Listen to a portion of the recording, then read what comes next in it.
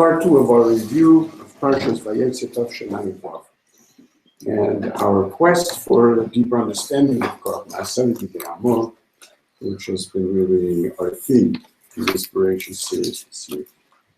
And it's really the theme of the Torah, the way really Rashi introduces the medrash of the Kitzah, his entire pirush of the Torah, especially in light of the Ramban's expansion into the recognition of the entire development of man. That development, of course, says Sefer Tov Adam.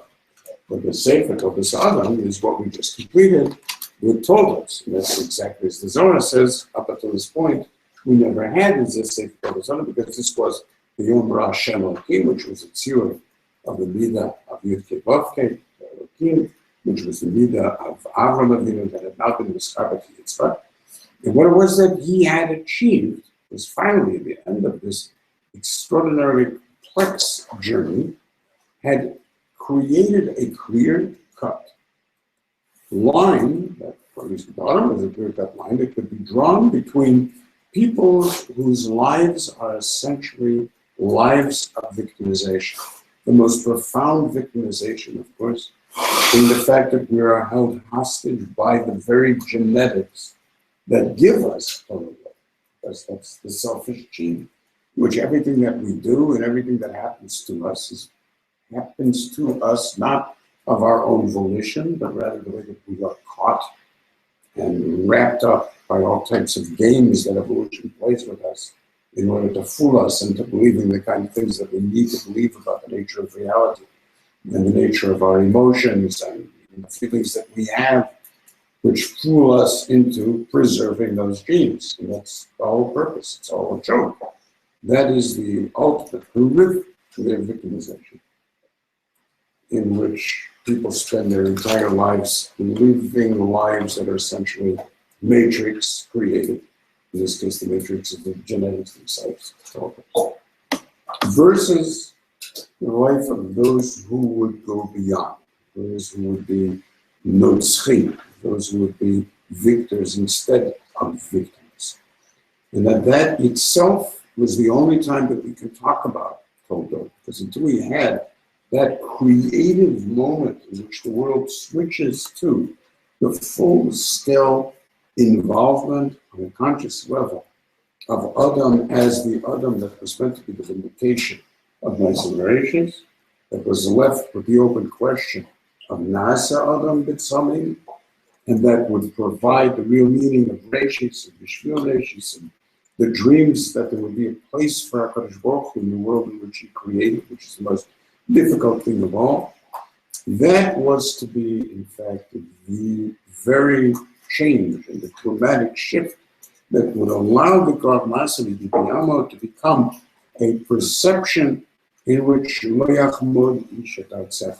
So powerful, because this multi-level, I say multi-level because it becomes a competition within the story itself of Vayat Asher Tarim, in which Esav searches himself for this Tzakar Al-Mara to be the mirror image of that very success, which means that not only is the quest within the personal confusion, and particularly that confusion is expressed itself in the children of Haran, and they're going back now to Milka, but more powerfully the actual confusion, not only within Yaakov and Esau, but between Yaakov and Esau. A confusion that strikes us as so powerful, the competition that strikes us as so powerful, that we can relate on a very deep and personal way to what the Gemara says was Yitzchak's personal tefillah for Esau, which is Yuchan Rasha. Why doesn't that Kodesh Baruch Hu? We've been talking about him. But why couldn't HaKadosh Baruch Hu? Of course, this time of the year. That's the Chanukah, that's the Chanoyah, that's the Chanukah Tasherachon. It's exactly what we would expect to be listening to now that we're during this period in which the Inyanim of Din are still only to be Mushma. And we're here in Beis Lavan, which is the Moker of the Aseret Sinei Tshuva, according to the Zohar, the Tikkun of an Adam during this period, about to come back to Yitzchak Avinu, in terms of Yom Kippurim, Sukkot, and Hanukkah itself, in which these 24 days are, that we're now living through at this very time, going to Chodesh Kislev, bringing us up to the point of Chavei, is in fact that figure of the Koyach HaEmunah that's Mechaber, the Yud Kei with Elohim, and which becomes the Oisios, Chav Daled Oisios, Shema Yisrael, Hashem Elokeinu, Hashem Echad, which is Miskar Baruch Shem Kivod Malchus Sodi Olam Va'ed, on Chafei B'Kislev, and that becomes the entire description of the very parish that we're at, very Sulam that we're at. This is so powerful a question that the Yuchan Russia, which the Gemara defines in the Gillis, the Yuchan Esav knowledge of it. Yitzchak has this vision in which he's so close that it's so hurtful to think that the insanity of the West is not curable. If you really think that everything makes so much sense, it could make so much sense. I mean, these are sophisticated people. These are people who are interested in art, they're interested in poetry, they're interested in Tiferes, they're interested in MS, they're interested in mathematics, they're interested in the sort of yichud of what is the underlying reality of the world. I mean, it's so close to what Avraham Avinu's Vayeze. These are Avraham Avinu's children. What the heck is wrong with them? But couldn't we just have that little additional, just that moment of sanity, of straight thinking, and then they would all be human again. And then we answer to ourselves, most remarkable, that's what history is answering to us every day, in our face, mamish, in our face. What are the Baruch answer to? What Yitzchak? So he said, he's a Russian. So this guy, Balamat said, what he's supposed to do. Where's he going to learn from? He says, I'm going to go to Eretz Yisrael. He's going to be against Eretz Yisrael. Oh, he says, it's a contained barrier. And there's no hope.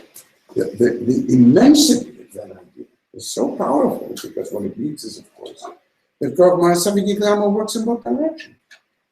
To the extent that one is a victor, then the achievement is what allows for Lo Yachmod Ish Atatzik, that it's you and yours. To the extent that one is a victim, to that extent that's the Pachot Yadel. In other words, the hatred and the desire to undo Eretz Yisrael, and to undo the source of Yisrael, Eretz Yisrael, and to say God. We were talking about Moynihan's speech in 1996, was it? 1976? 76, right? In which he pointed out that, well, there's no other point in the UN. All they want is to create this regis. To say that you are not supposed to Eretz Yisrael. It's an unbelievable thing. And obviously it is so fundamentally part of human history. And such an unbelievable madness. That's extremely mad, right? I mean, what's the matter with you?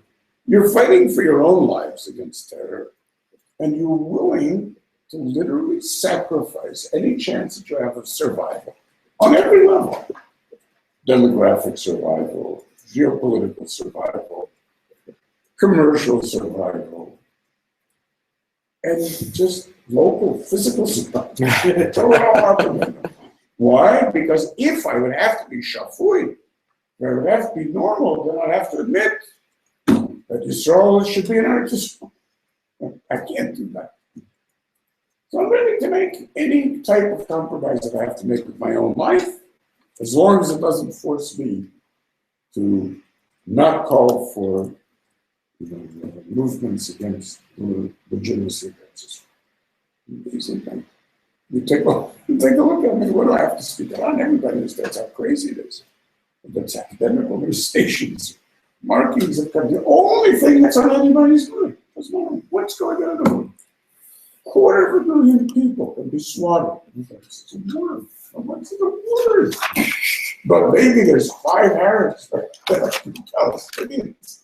That Israelis under the most incredible, ridiculous pressure. Anybody else would have done Pages before. And you think, oh, this is not normal. This is total, absolute, literal political insanity. These are supposedly people that can think, that can respond to facts, that are willing to take the time to examine the situation, and you just sit there with your mouth hanging open. Because obviously what we're talking about is something that is so profound, there's so much a choice of what your identity is, that very identity that Yaakov achieves here, in the Shufrei of Adam Arisha, of being the waking presence of Adam Arisha, of being the Anochi no Yadati, so that the Anochi for the first time comes clear. The very events in the Parsha, which in the end are contrasted by the Medrash from the Vayeze Yaakov and the Malamed, that the Yitzias Tzadik ben Amakom Esoresh Amakom to the final description of the Yitzia from Chutz La'aretz and coming back there. It's the story of Luz, the story of Mashiach, the tikkun of all of the things that go wrong here, which are brought to the fore in next week's parsha, with the arguments of Rachel and Leah, which become a tikkun right there in that story. Zikri Yehuda being mocked in Rachel to Leah. Unbelievable. But all of everything that he dreamt of, that takes so many years, so many centuries, millennia, which we're still fighting the old battles. Is it really jealous what's going on? Is that the bottom line? It's much worse than jealousy. It's the matter with you. It's much worse than jealousy. If you have a choice that you believe, it makes no sense to make that choice because it can't be done. I understand that it's possible to be a human. You know what it takes to be a human? It's basically, what are you telling me? I'm supposed to take the wrong pill. I mean, I want to take the pill that allows me to eat chicken. No? I said I have to fight for my chicken. I'm going to have to sit around and wonder about what this is the girl I should be sleeping with tonight. Oh, please. Do what you want. Why not? Hey, idiot. It's because it's not what you want. That's the whole point. So why can't Israel be that? Because that is the idea that there's a difference in what Adam is meant to be. I can't tolerate that. And if it's possible, why isn't it me? That's jealousy. After you make a choice and somebody else takes the thing that you threw out the window, that could have been yours, your Bechorah, your future, your Aveda, your humanity, and now somebody else, you gave it away to because it's so stupid, it's so useless, it's so meaningless, so destructive. And then that person uses it to become everything that you said is impossible. That's not just jealousy. That's horror. There's no way you can face up to that.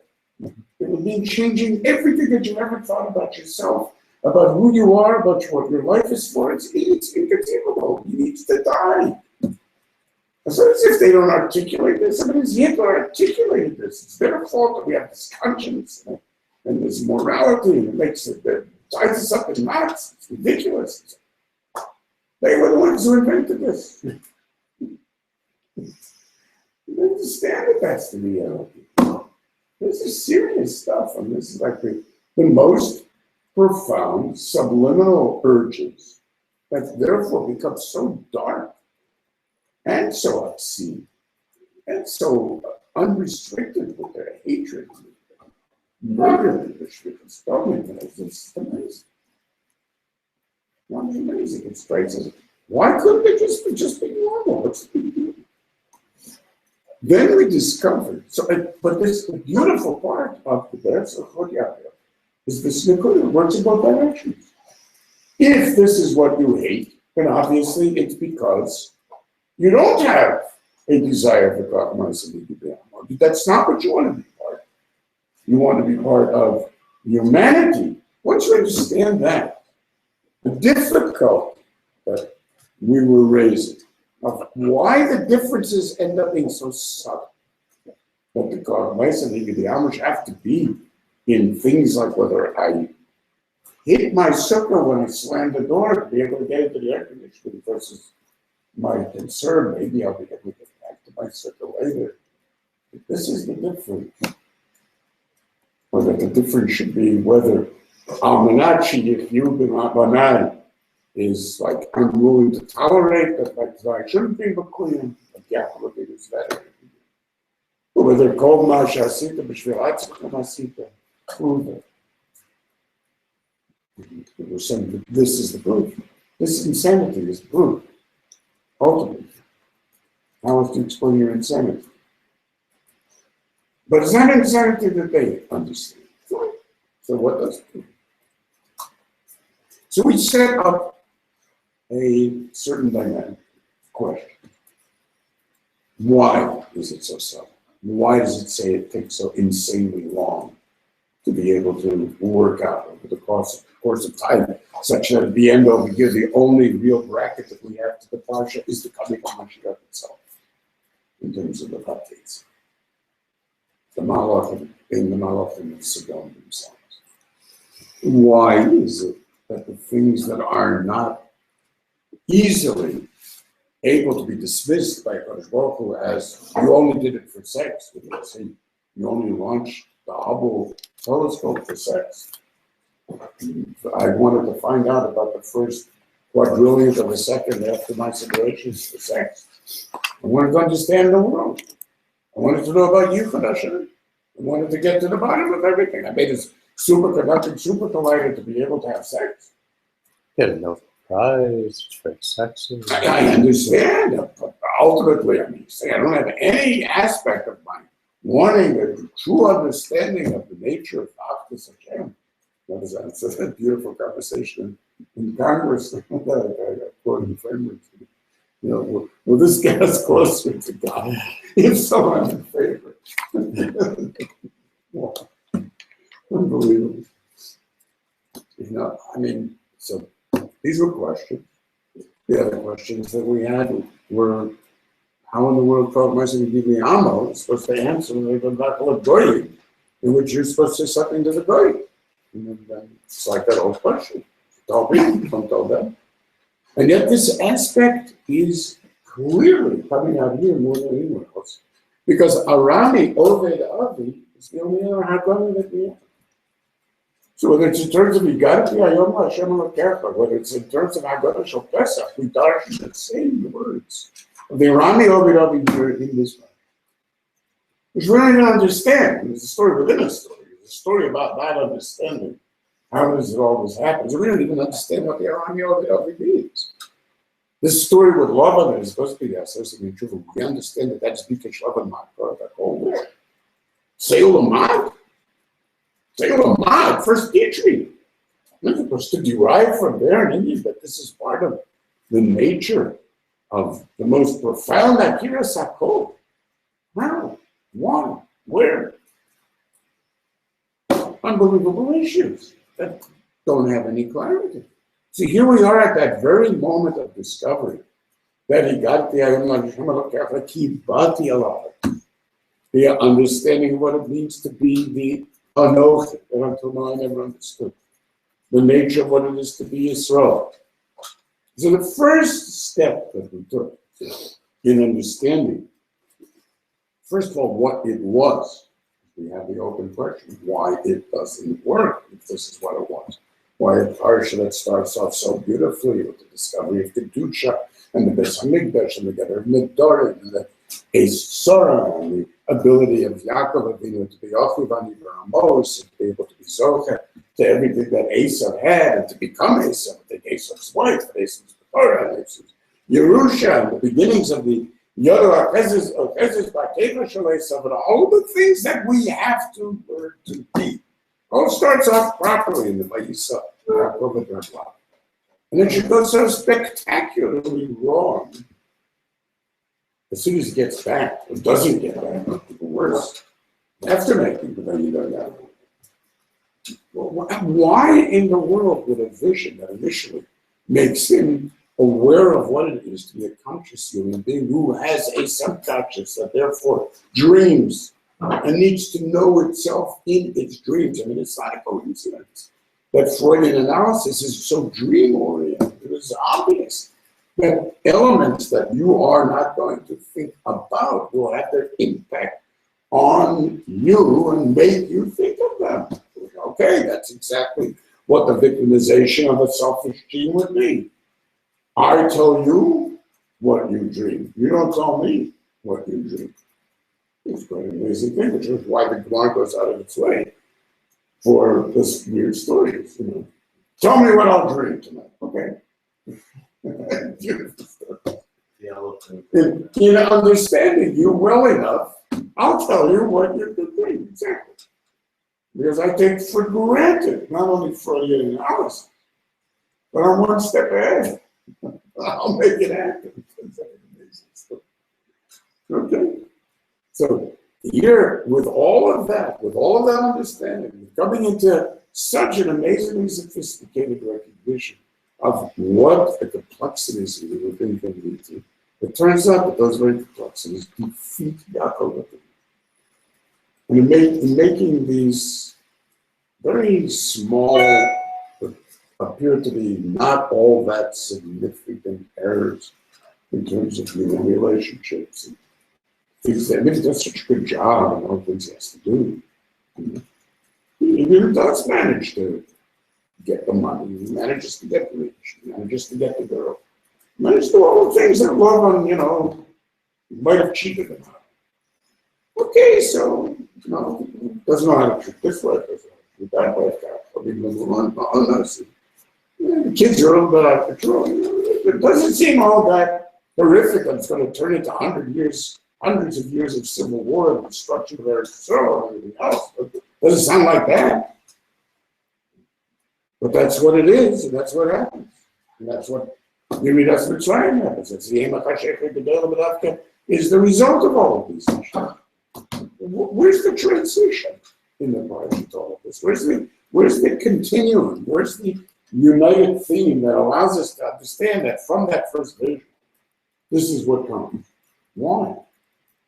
Why doesn't clarity emerge from such a vision? So as I said, firstly, we spoke about it till now.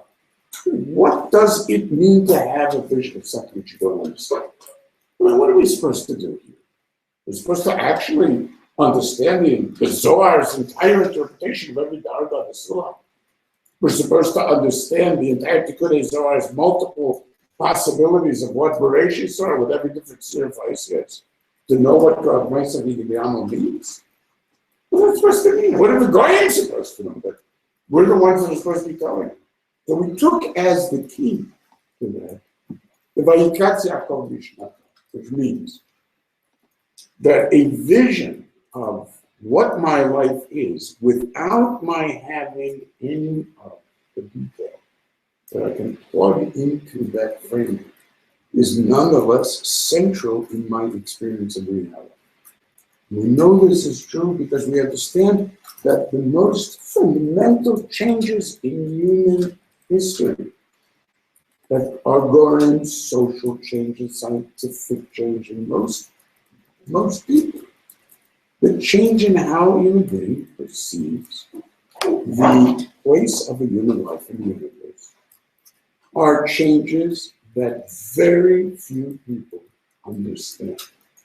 They don't know the details of this change. They don't know the mathematics. They don't know the real insights into the way the biology would work. They don't know very much about cosmology. They know almost nothing of cosmogony. Any of the things that create these changes, they don't really understand. There's some vague notion, article that's on Time magazine. There's something that overheard people saying. So how does that change anything? But it does, doesn't it? In no time at all. In the course of one generation, maximum 2 generations, the world is totally different. So that the things that were once in the brilliance of the Vidalish become child's play in movies. Literally within one generation. Any child can look at a movie that an adult from a previous generation have no idea what's going on. Literally no idea. I mean, you try to show it, they have no idea what's going on. What does that mean? What happened? Explain it to me. You can't show someone from the previous generation most of the movies that are exciting for kids, for little kids. Go try to show somebody Back to the Future. Right? What happened? They have no idea what happened. You can't. Honestly, what does that mean? What do you mean? You're not here. You're back there, but then you're here. But that's what they don't know what it means. You try to show somebody from the previous generation of babies. I say, well, I mean, that's not real. You know, there's real and not real. I mean, what is that? I don't have any idea what you're talking about. What is it? What is the Star Wars? What's name? What are these things? Again, we don't appreciate how crazy it is that little children find no difficulty. It's not just that they understand how to program your computer and they understand how to actually get a cell phone to be usable. It's much more than that. It's a different piece of reality. It's a different understanding of the relation of the virtual to the actual, to all of the things that nobody had any idea of. It's just short time ago. Take it all for granted. Why wouldn't it be a movie? Right? Simple movies, right? Find your own understanding. They can. But how? So that means you do not need to understand the depths of all of these things in order to recognize that you're in touch with something that's completely different. You try to talk to your grandparents and know what you're talking about. Is it They depths literally or believe you come from a different planet. What is it? is it understanding the depths, or it's the breadth of the detail of those layers? No. I don't think it's either of those. I think Okay. it's a change in the embedded space. Things which just were not part of that space are now part of that space. It's the same reason why it doesn't help to try to protect your child from the influences of the internet. Mm-hmm. But it doesn't matter whether they have the internet in their house. They live in a world. Which is, but at least they don't see pornography. It makes absolutely no difference. They have a completely different piece of human sexuality because it makes no difference. You can use the same words that you were using, which is what the Haredim try to do. Speaking the same words, the same unintelligible Yiddish that they study. Now it's unintelligible because they don't know how to speak it. But if you use the same unintelligible Yiddish they spoke, 2 generations ago, that will keep the kids, in place. I mean, it does nothing of the sort. They know now what words mean, what concepts mean. And there's absolutely no way to take a 21st century child and embed them in some other space. It's different. It literally is a different planet. I'm not sure. Oh, absolutely. Take a look at what's going on. Of course. Absolutely. The children there. Of course. And how? That's exactly the point of Vayoketz Yaakov Mishnato. Frameworks are the answer to everything. You don't need to understand much to be able to garner the framework of which everything is constructed. And as that changes, so too does your tfisa of your own identity change profoundly. So the change in Yaakov here is a change in mission. That's the point. Do I understand the details? No.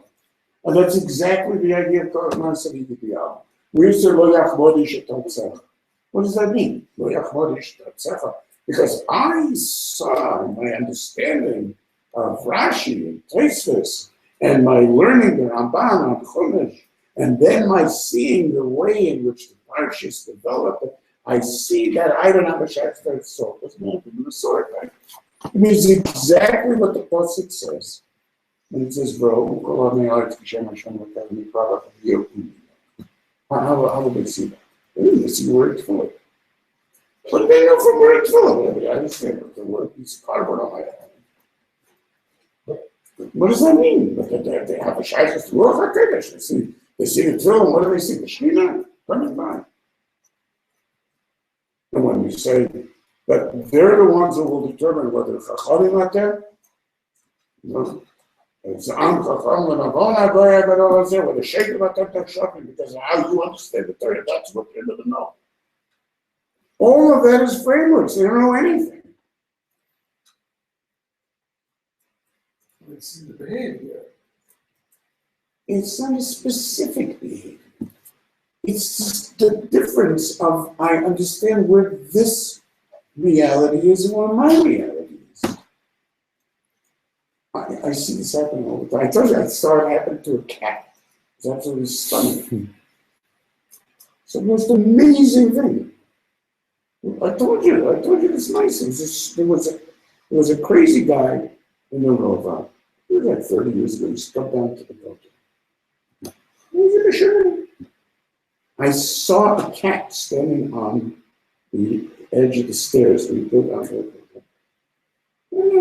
It wasn't Professor McGonagall, I'm sure. It's just like a regular cat. It's sitting there, minding its own business. And this guy is walking down the stairs to the building. All of a sudden, this cat's fur stands on edge, looking at this guy, and it gives this screech. It jumps off the wall to get away from him. The guy wasn't looking at him, he was minding his own business. Cat's minding his own business. How did he know? Cats aren't supposed to be able to read backs, right?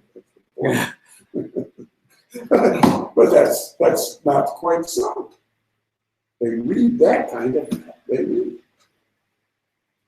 It's exactly on that same level. You don't have to know to be able to see. So that means that what's given to us with this changing framework of the Anochi is not that we sit there analyzing what does it mean to be unassuming. It means that experience of Yaakov Avinu, which becomes Yisrael, is a different way of experiencing reality. And I pointed out not only that, it's a different way of experiencing the difference between Eretz Yisrael and Chutzlars, and even little children are shaykh to. How aware is a little child that he should sense his space collapse, that I've seen multiple times among my own children and grandchildren. The shock at that collapse. And many people tell me that their kids say the same thing, they don't come back. Space, time, their sense of a hyperspace consciousness in which the entirety of their space is sensed as embedded in a completely different reality. If there's no reality outside of it, you feel trapped by the three-dimensional universe, by a four-dimensional universe. You're trapped. And that whole idea of the desire to get out of that is the Vayeze oto achutza, the same Vayeze, the Vayeze oto, is to take him out of that trap, that he should be able to see the universe from the outside. And that's, of course, a fundamental part of the space program, is to be able at least to get outside of the trap of your own planet, of your own being locked into one particular gravitational field. And then, one world that always looks like it's everything. It's an extremely important thing. That itself changed. You've been able to see the earth from the outside, creating a different type of human being. Totally different. So these are differences in the actual experience of the nature of Ruach HaKodesh, the nature of the dreams of creation, and the nature of one's own sensitivity to one's place in creation. As I say, different minor birds have different levels of phenomenological consciousness. Different members of Yisrael have different levels of that awareness. Obviously, as the person becomes more and more aware, the experience becomes more and more aware. It becomes able to see the Shem Hashem Elokecha Mikra more powerful than just them sensing that this person comes from somewhere else. So that is very, very much embedded in the word that opens the parasha. It's yes, how do you make a difference in a space? It's amazing, that's the point. But everybody knows. Ruth knew enough that it meant she was ready to change her entire life. And so did Orpah until she rethought it. But her blink reaction is, I can't live like this. I'm going with you. It's impossible. How can we stay in a place like this? It's amazing. Min ha-moka. Osiroshin ba-moka. That's like magic. But when you see how real this is to our experiences, how real it is to the human condition in general, it's not magic. So fine, so we don't have a full understanding of the nature of the interrelationship of our perception of our space and the way in which the observer and the observed is fundamentally interrelated with scientific experiments, we don't understand. It's true. That's the big issue in this century. What is that? How does it work? But the fact that we know that these things are real and that there's embedded levels of reality within the universe is undeniable, no matter how much people try to deny it. Every scientific experiment that has tried to work out an alternative ends up failing. There's no alternative so far. We're stuck with recognizing and accepting that the things that were called by Einstein spooky and weird, it can't be true. Go argue. Okay, so this is a spooky part, fine. But the question, of course, is nonetheless, that doesn't answer why these spectacular failures. On the contrary, that should be something that should be a major step forward, and is meant to be because we analyze our Ami Yogidavi and understand that each year's Arami Yogidavi, which of course is directly connected to Vida and Maestros, which takes us back to the matter of Yaakov Avinu, to the very next parsha, the entire relationship to Yaakov Avinu's nether and to the coming to Lavan is spectacularly connected too. It's wonderful. Bikurim B'chara. Bikurim B'chara. Yeah, absolutely. Yisrael is B'chara. B'chara Yisrael. So this is really wild stuff. So how does that work? And why does it take so long? That was our question. Why is it so sad? Is there something that allows us to see the difference? So, I have a suggestion. My suggestion is that someone that very interesting. We know the Gemara that talks about that.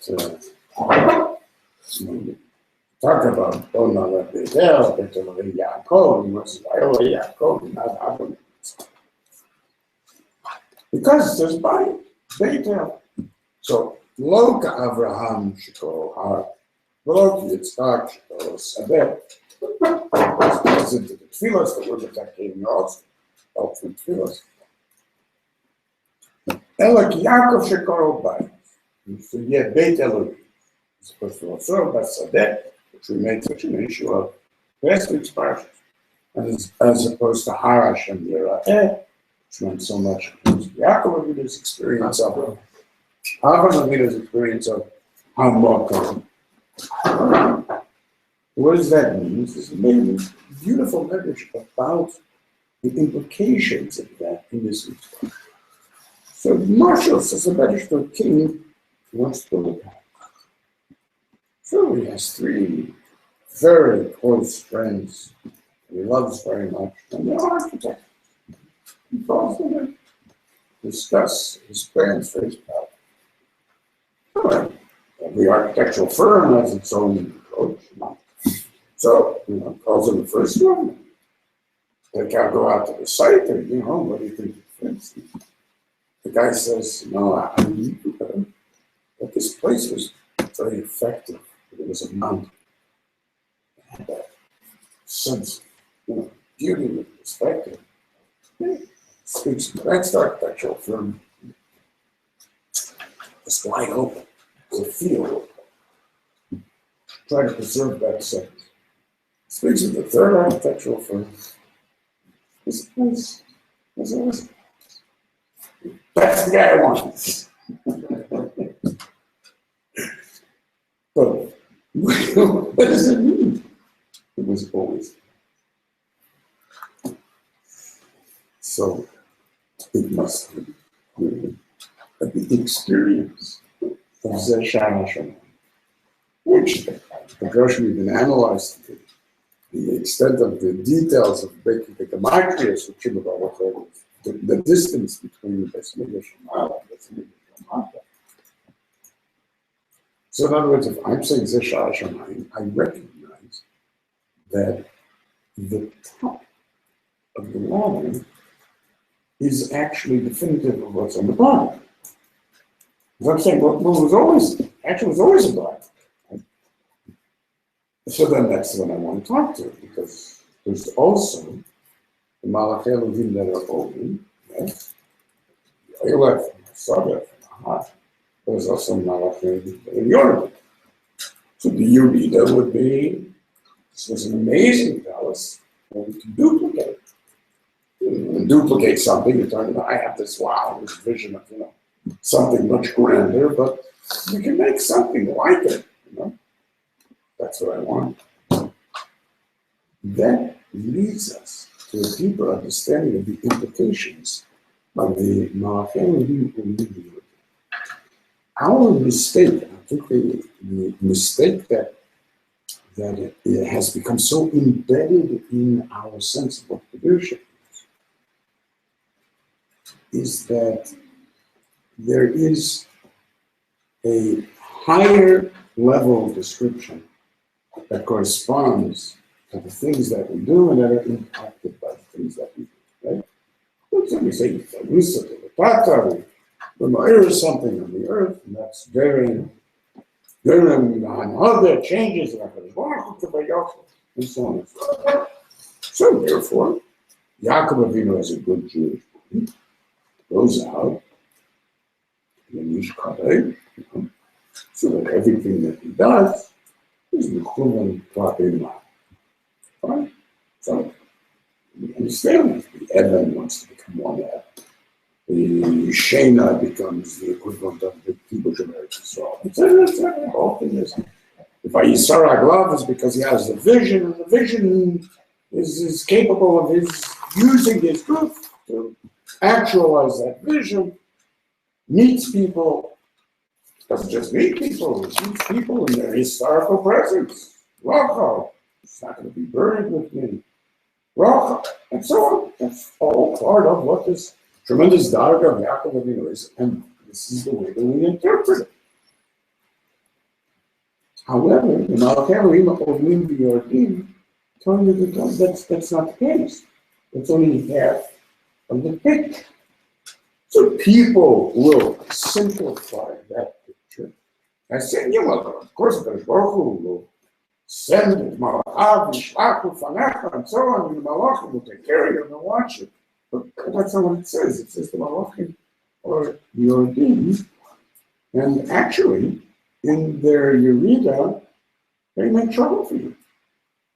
They were Mavakesh to be Pogim. There's an amazing message that says, how come when the Shekhinah starts talking to Yaakov, or Yashem Yitzhak, there's no more Malachim mentioned? Where'd they go? So it's good tomorrow, well, you don't know. It's like somebody goes to sleep at a camping trip and he's surrounded by flies. But as soon as somebody comes with some spray, the flies all disappear. So it's crazy measures about Malachim or flies. This is horrible kind of metaphor. There's a moving all around. Okay, so people come to moving run away. That's about the truth.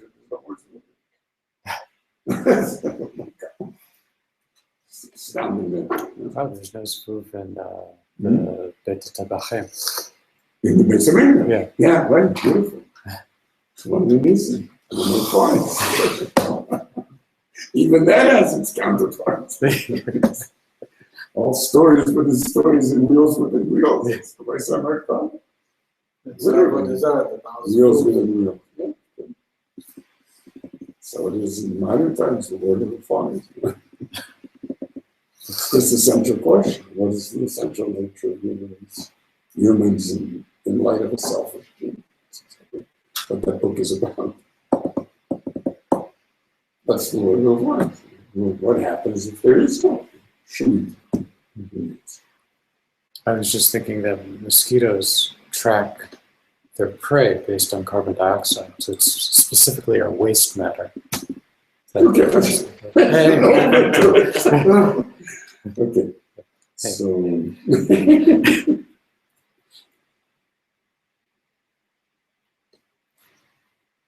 the real meaning of the Malachim Amidi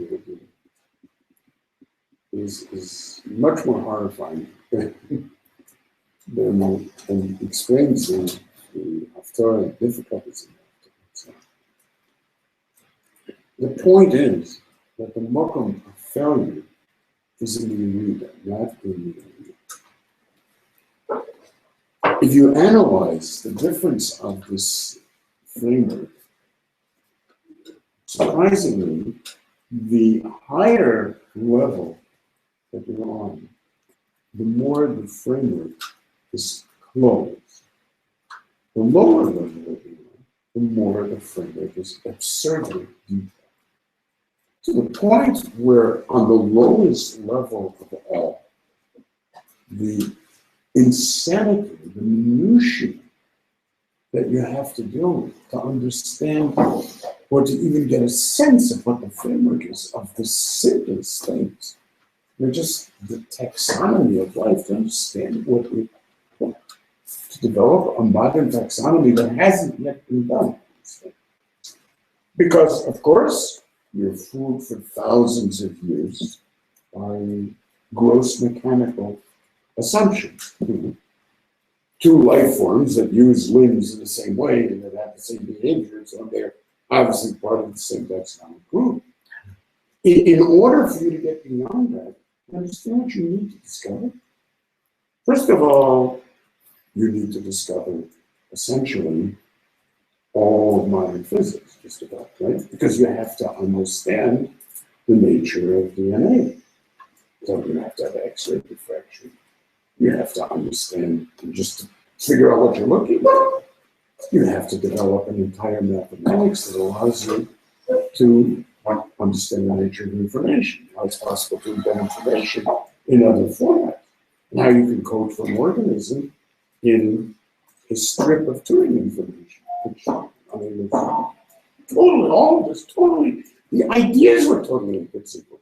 You think we live in a different world just because of simple things.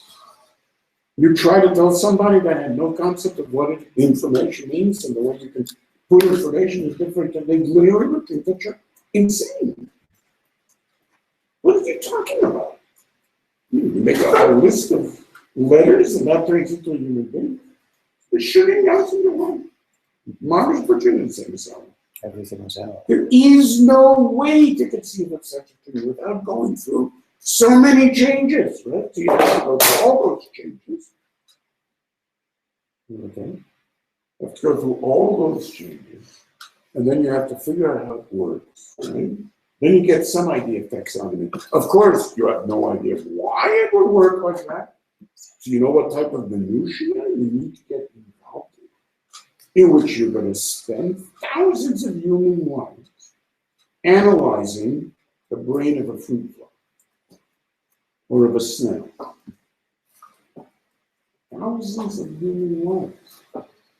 Because that's how many hours it takes to get to the bottom of the simplest of all types of brain structures in order to take the first step to understanding neuronal groups and so on. And so this is endless. You want to understand the way in which one particular cellular mechanism works and what are the ingredients that allows an ion to pass through a cellular membrane. Good God! You're talking about millions of hours. Your one life will never be enough to figure out such a thing.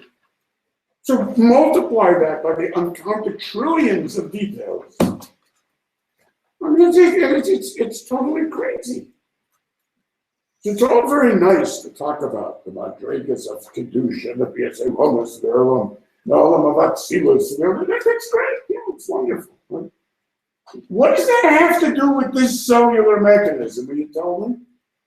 Whoa, man, that's heavy.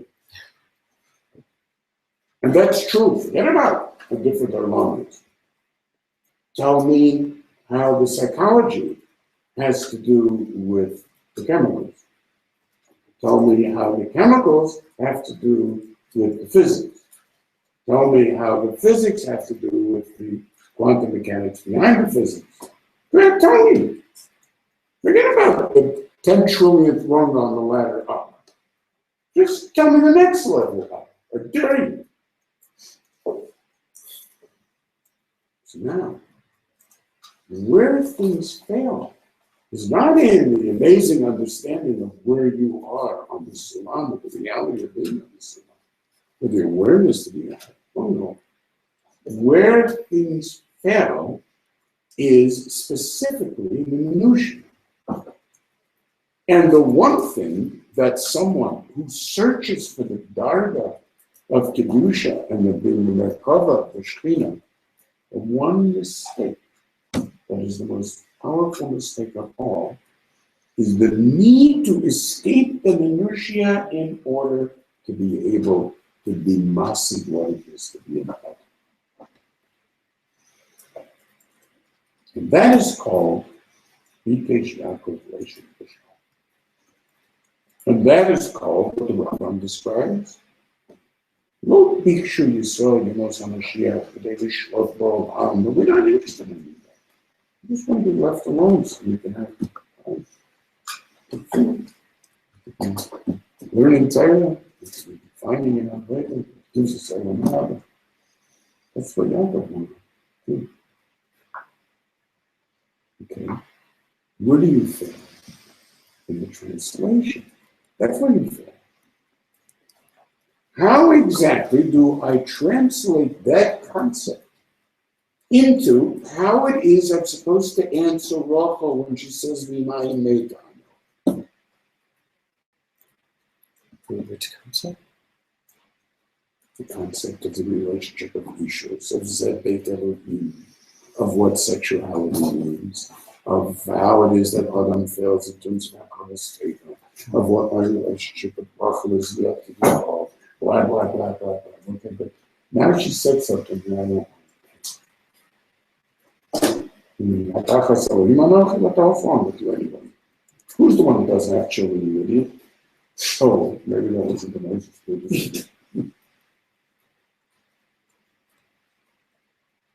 What should I say exactly?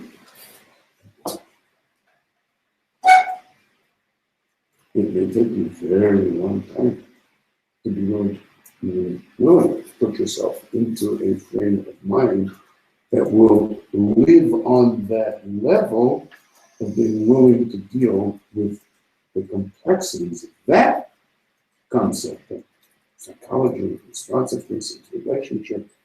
I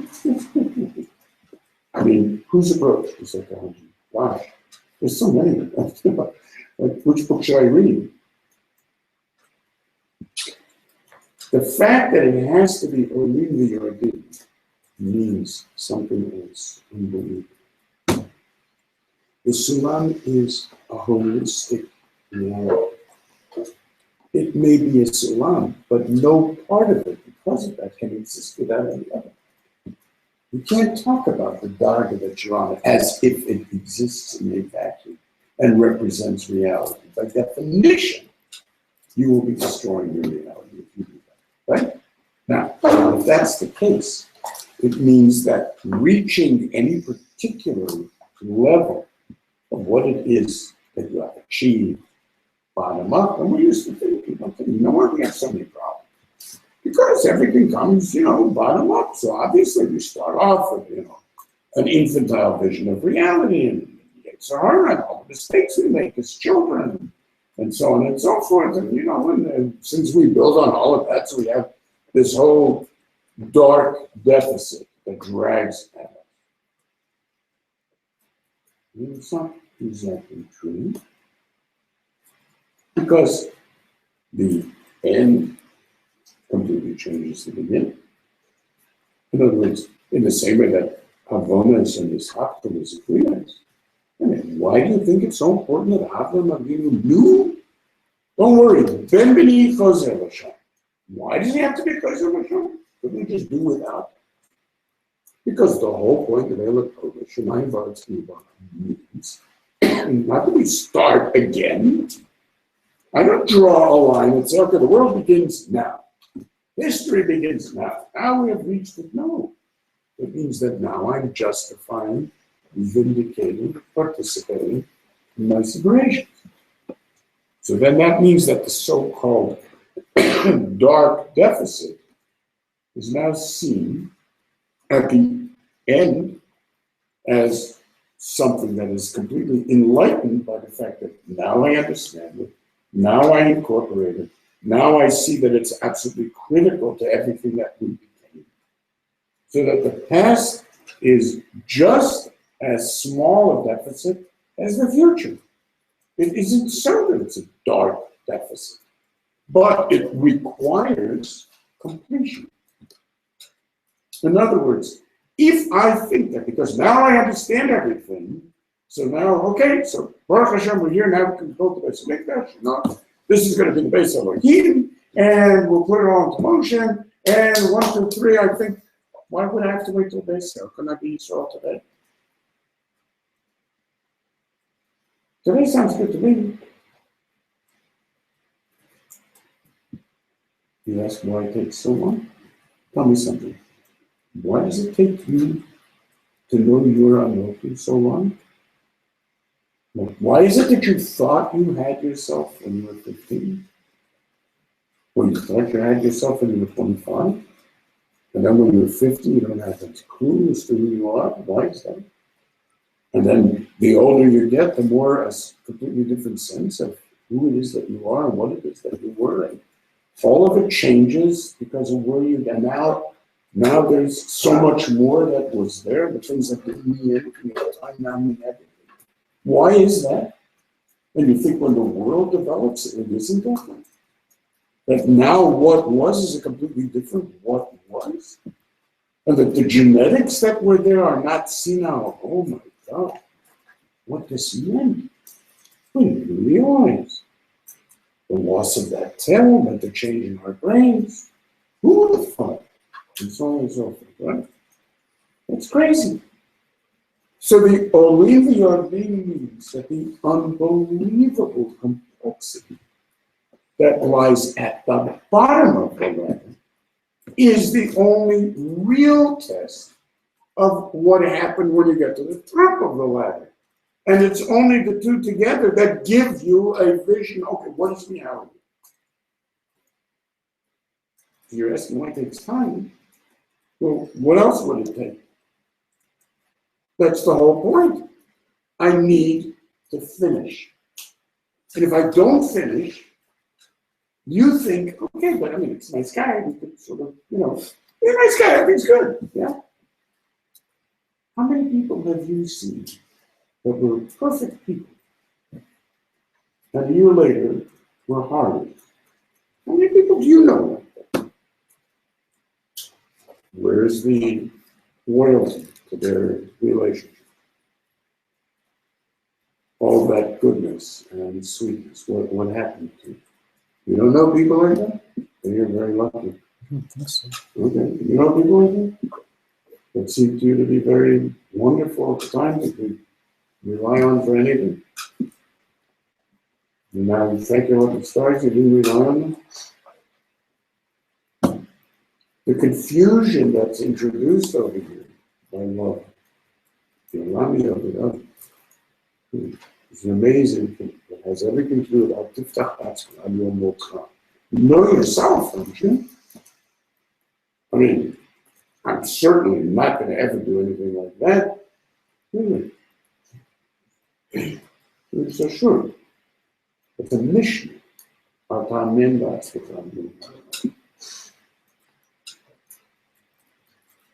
So you say, what do I have to finish for? I mean, what is just about the passage of time? No. It's a matter of getting screwed up. It's the easiest. It's 22 hours. To happen because of the fact that you're constantly being challenged by the end of the story, which is always on the bottom. So you take a look at, oh my gosh, look at all these wonderful relationships that end up in two people hating each other. How come that happens? How come the most normal of families turn out to be completely and totally insane? That wasn't going to happen to me, was it? They didn't think that was going to happen to them, did they? Nobody thinks anything is going to happen to their life, and my life is normal. My children are normal. My relationships are normal. My siblings are normal. There's not going to be any fight over Yerushas in my family. Well. world. Welcome to the real world. How did that happen? So therefore, you really can't say very much about the Titan MS Yaakov because so many people that are MS Yaakov, and then they're ready to kill in a divorce suit. They're ready to keep their wives as agunas for their entire lives because they don't like the way they're treated or they don't get enough money out of it. And how do these things happen? These are normal people. These are people with real relationships, and they're not animals to be locate and destroy lives with the karma. So how come that's what always happens? These are serious questions. And that's what we always say is you're low budget one, anxiety. We don't really know. As a matter of fact, that's the Zohar and this week's fun. That's the whole story of Yitzchak and his son. But they found Chinua identified it afterwards. The Chaver were going along, they could see incredible chidushim. Mamish all on this parsha, what every one of these things meant. It's unbelievable. It's all about in the course of marriage. And then they don't see them, and then they meet him on the way out. And where's your son? They say, an incredible son. He was saying all these amazing things. He says, well, I went to get him married. And yeah, I'm terribly sorry that I couldn't invite you to the wedding. But I don't really know you. That's the whole body. Have we tested you? Have we seen how you act under duress? Do we really? What do you mean? Find a yid, no? I mean, one of the Chaverim, the Talmidim, Reb Shua Bar Yochai, not good.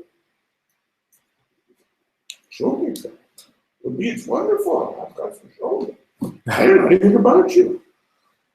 I've never seen what happens to you when you have to translate all these wonderful things into being a mensch. I don't know. How many people have you seen that you were convinced would never take a penny that was a child that walked away with holy belief? Huh? Enough. It's conceivable that a person will walk away with someone else's money on Erlich Hayid.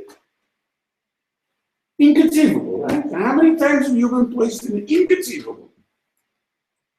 But trust them with my life. Go share with my money. Yeah?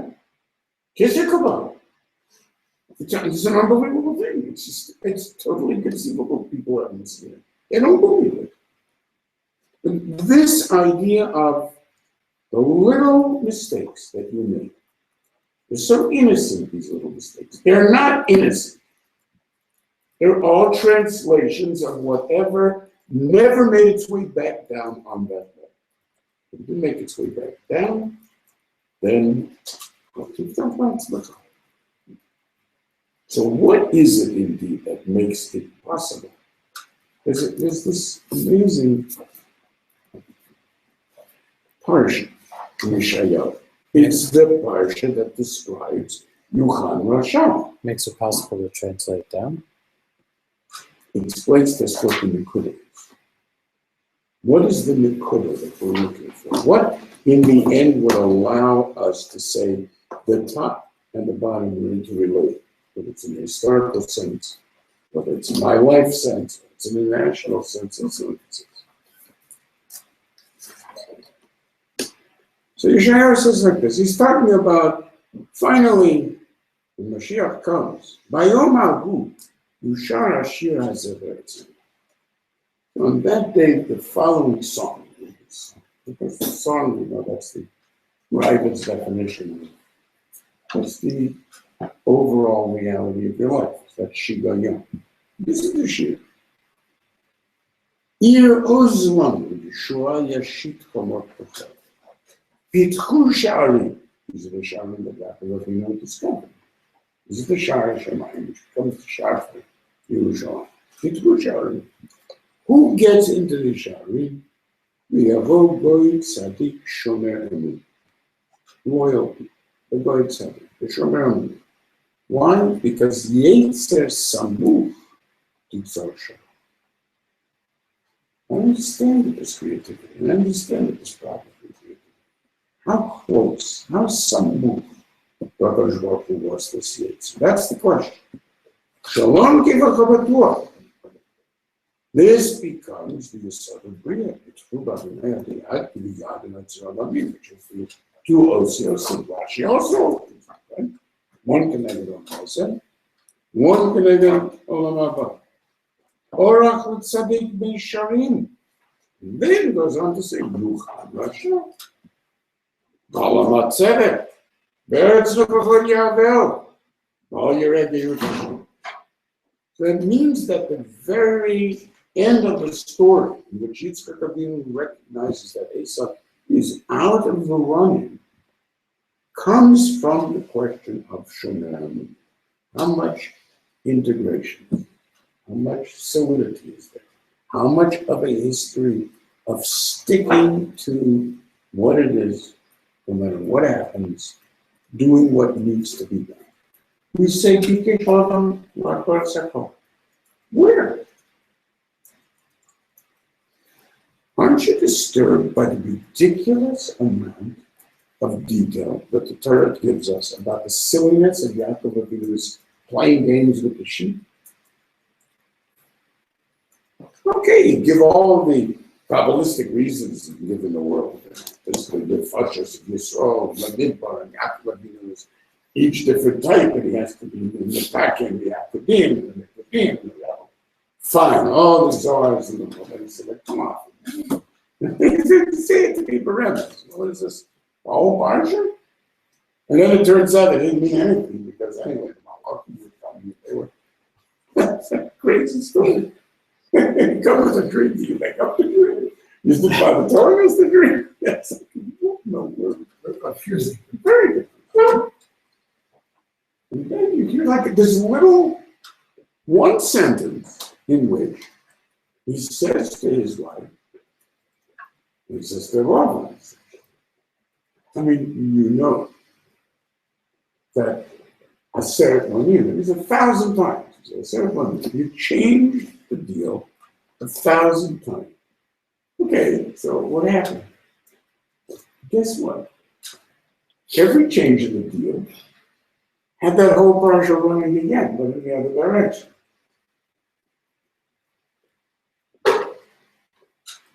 In Kotomar, okay, but what did you do every time? What was the Kotomar? I mean, you must have had a response, right? I mean, the Torah lists one response, okay?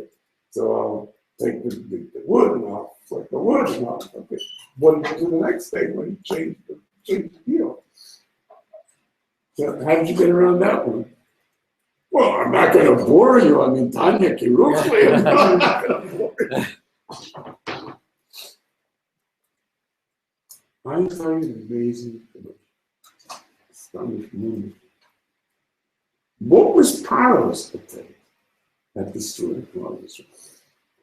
After he ran out of the idea of getting rid of the Zachar, it didn't work. Because Moshe Rabbeinu was born, and Moshe Rabbeinu shows up. He has a fantastic idea. Achbed et Alpha. That's what Basil Sishan says. That is the union of the Yetzer B'Moshe. You cannot be allowed the freedom to think.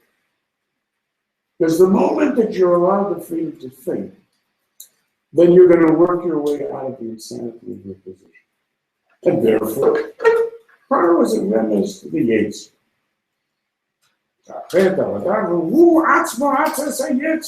That's the point. Beautiful lotion.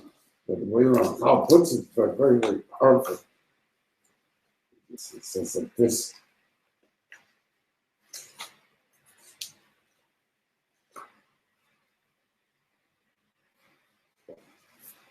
Marize meina tzas para rosha.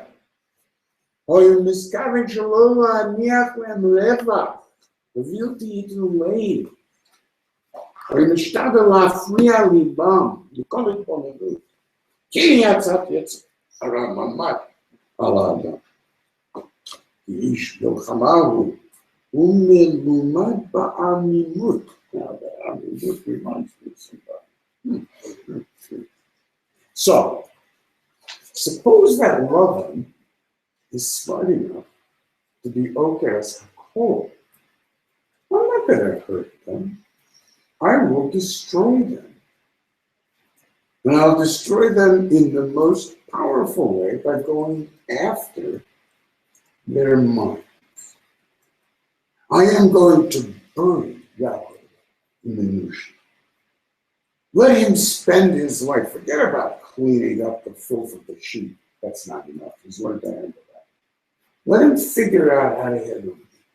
Every day a new challenge. Every day a new bank. What did he think? Well, this time it'll work. What did you mean? Last time it didn't work. It's worth. It's killing. Every one of these things is killing. And only when he had nothing more to bet could he stop. So it's at that point, now he's, okay, darn it, I don't care, I'll take something and bash his head in. You know, because I'm unable to impact him with the minutiae. But the amazing thing is that he was successful as righteous. V'afalpite minu. Lavan was successful in the end. Why? Because he utilized the one piece of the minutiae that Yaakov Avinu didn't even account for. Tell me I gotta clean up the muck after sheep for the next 20 years. I can do that. And after all, my machshava is so tall it doesn't bother. But you, the above, enough, don't bother. What's he gonna throw up? The Aser Bonim. You think while I'm making these new cheshbonos, I don't have tremendous solution. I'm not madbik by machshava, and it's not a yetzer sabuch. Transfer. Then I have it all worked out because there are issues. You're not waiting for us, and that's the money. But that's where you start to break down. That's very complicated. Since utilizing those simony affects the relationship of Rachel, Esau, Lavan, and Leah, he's unable to account for it. I mean, he's not going to think on that level of minutiae because that, in fact, requires your mind to be somebody else's mind. I don't like going through any mechanical thing. I'll do all of the dishes. Doesn't bother me. I'll clean all of the barns. Doesn't bother me. I'll sit up all night with the sheep. Doesn't bother me. To me, it's all chidushim. Every sheep is a new neshama of a ben Yisrael in the middle. Doesn't bother me. It's Adderall, these are my sheep. So my plan, well, it's great to be responsible for each one of them. Tremendous liquidity, fixing the whole world. Oh, come on, I can't think about that crap, please. And that's exactly what happens. We're going to sit around here thinking about the jealousies. And don't think about such things. About which crap? About what jealousies? The jealousies between the wives. They're going to worry about how this one perceives this one's doing this and that one's doing this and this. But work it out. These things work out. It's not my business. This is Bechlal. All great people have no time for such an argument. They're completely involved in their wonderful lives of achievement, working at Kedusha, and doing whatever needs to be done correctly. And Yaakov does everything that needs to be done correctly. The very bikush of Shabbat, it's exactly what your life has a problem with. I'm going to rethink from the point of view of my wife, my kid, and so on and so forth. I have a vision of what can be done for them, and I'll do it. I'll speak the way I want to speak. I'll present life the way I want to present life. If they don't like it, I'll present it stronger. Like everybody else in this world. And I know that's true. So you can put on all the faces you want.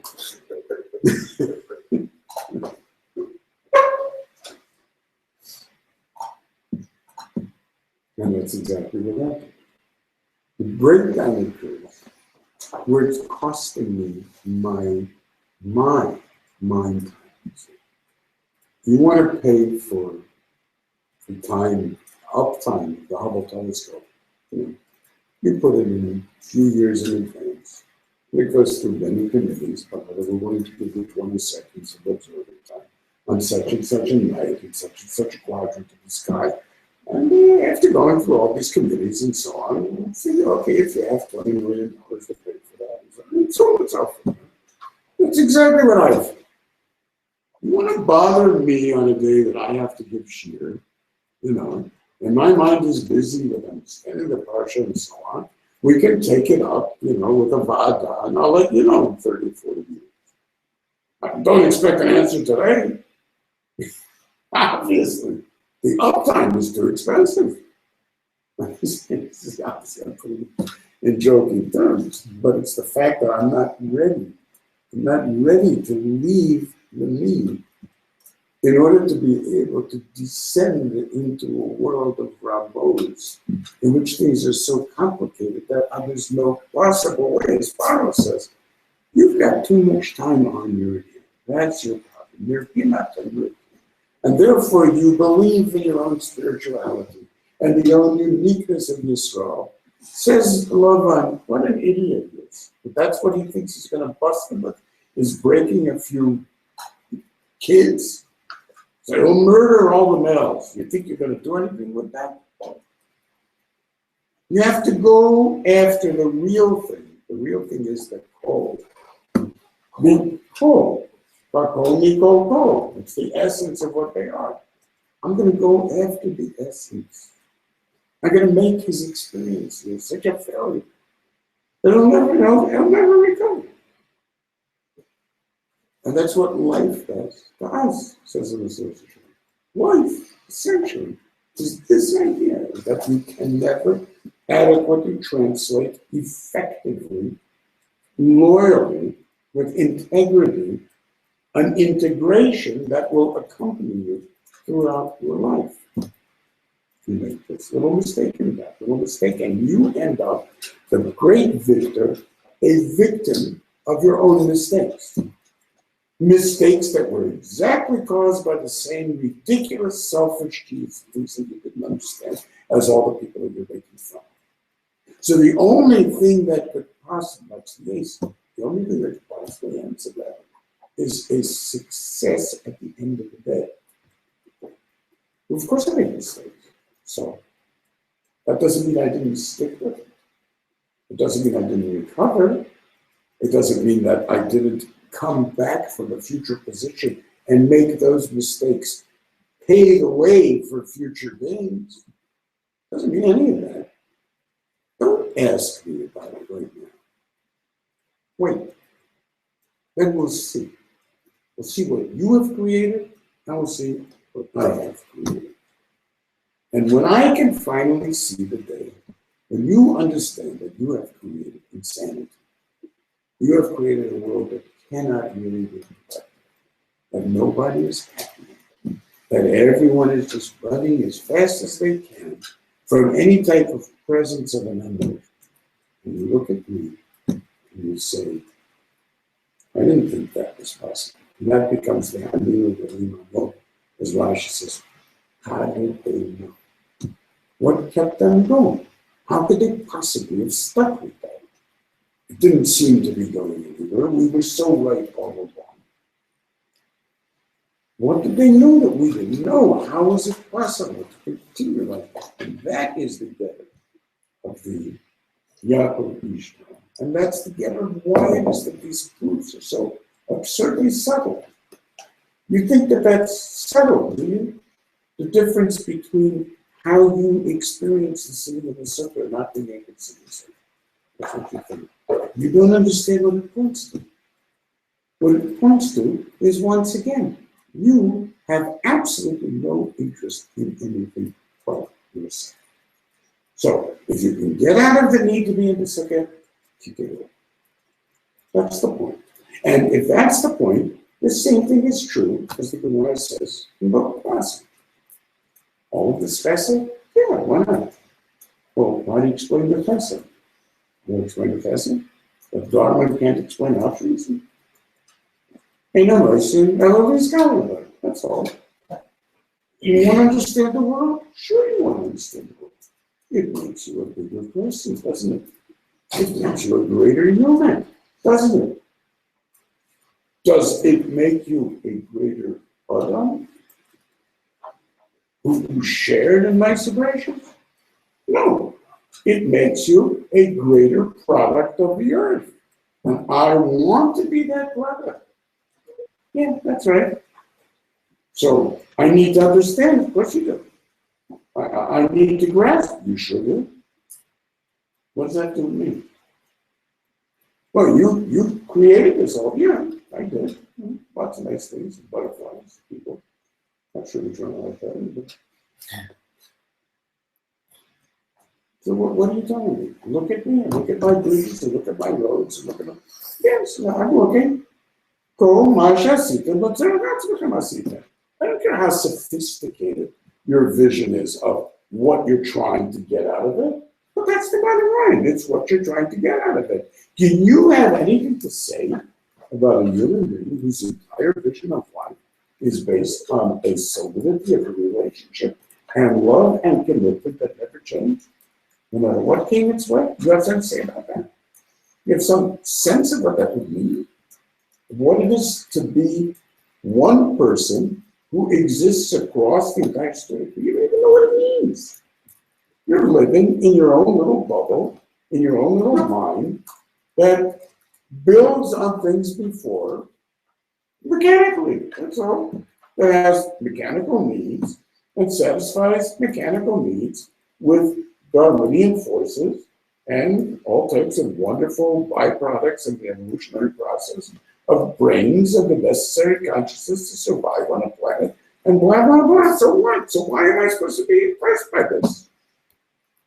It's pure Woody Allen. Yeah, there's that. Oh, okay. Yeah, there's that too. Yeah, okay. But what did I get out of it as creative?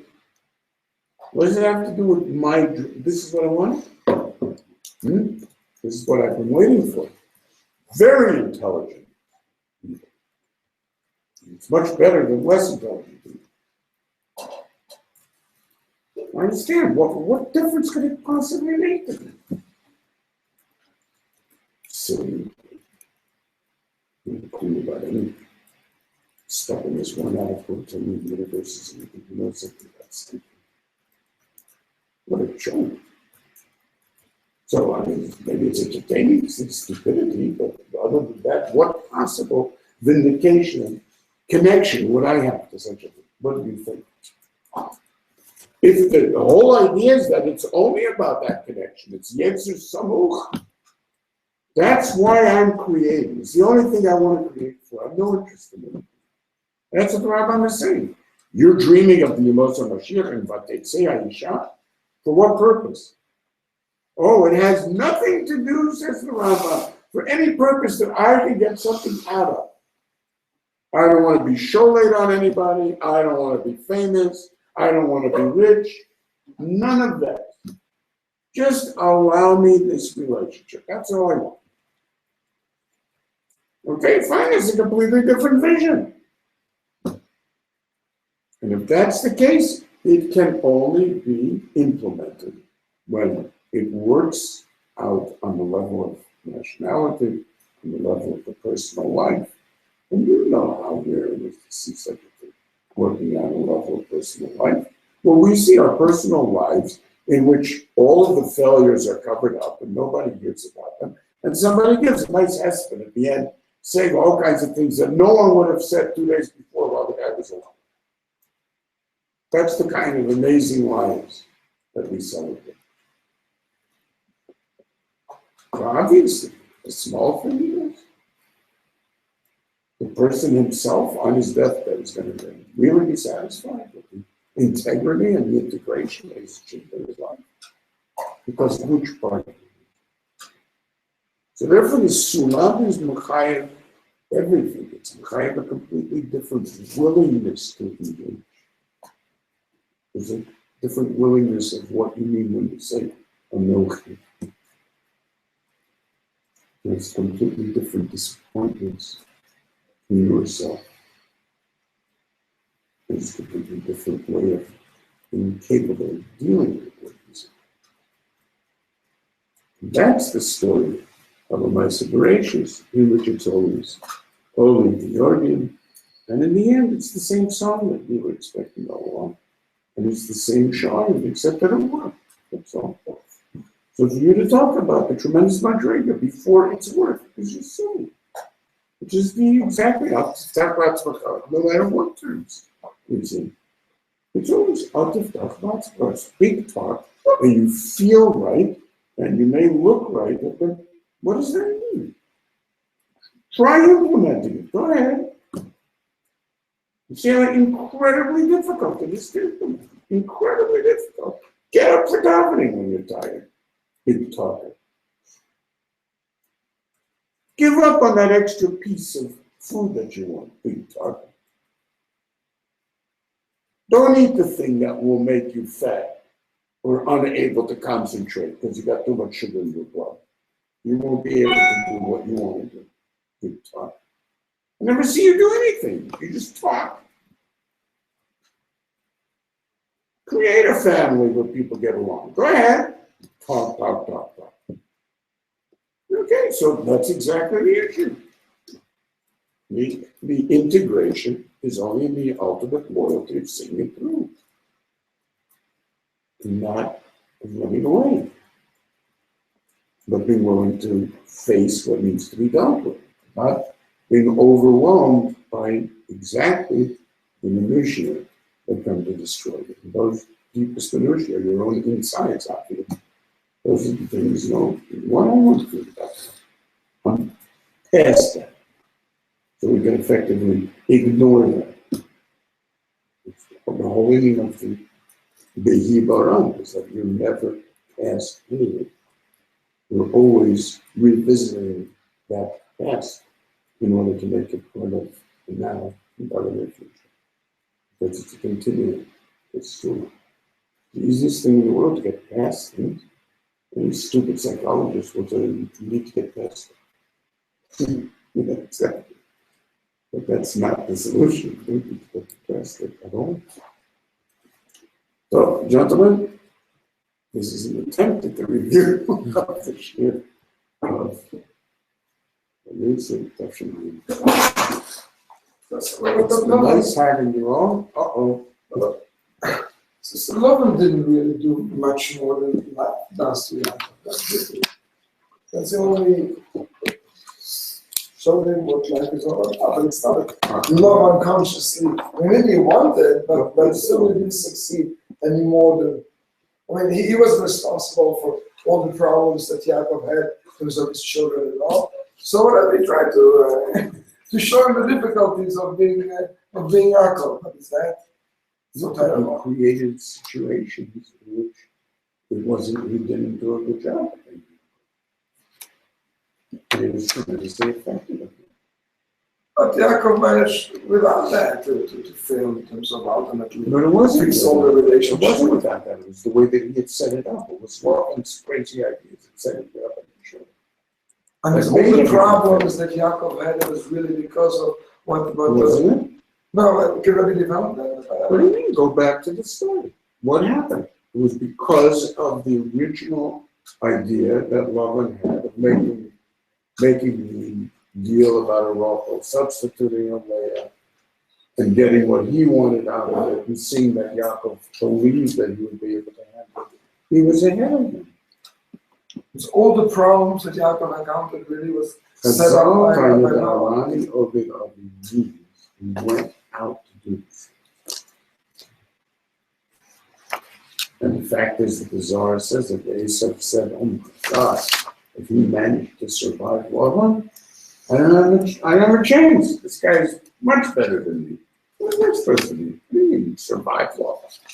It's a big deal. We don't have the sense of what it means to deal with the level of niches that has worked out in advance. What compromises you're going to have to make in your life will destroy it. I know of only one book that adequately pictures such a thing. Amazing book. Unfortunately, I don't remember its name. Fascinating. You'd be ready to make a Oh, video. it's a famous book. It's a book about a plantation in Australia. Oh. We'll come to it.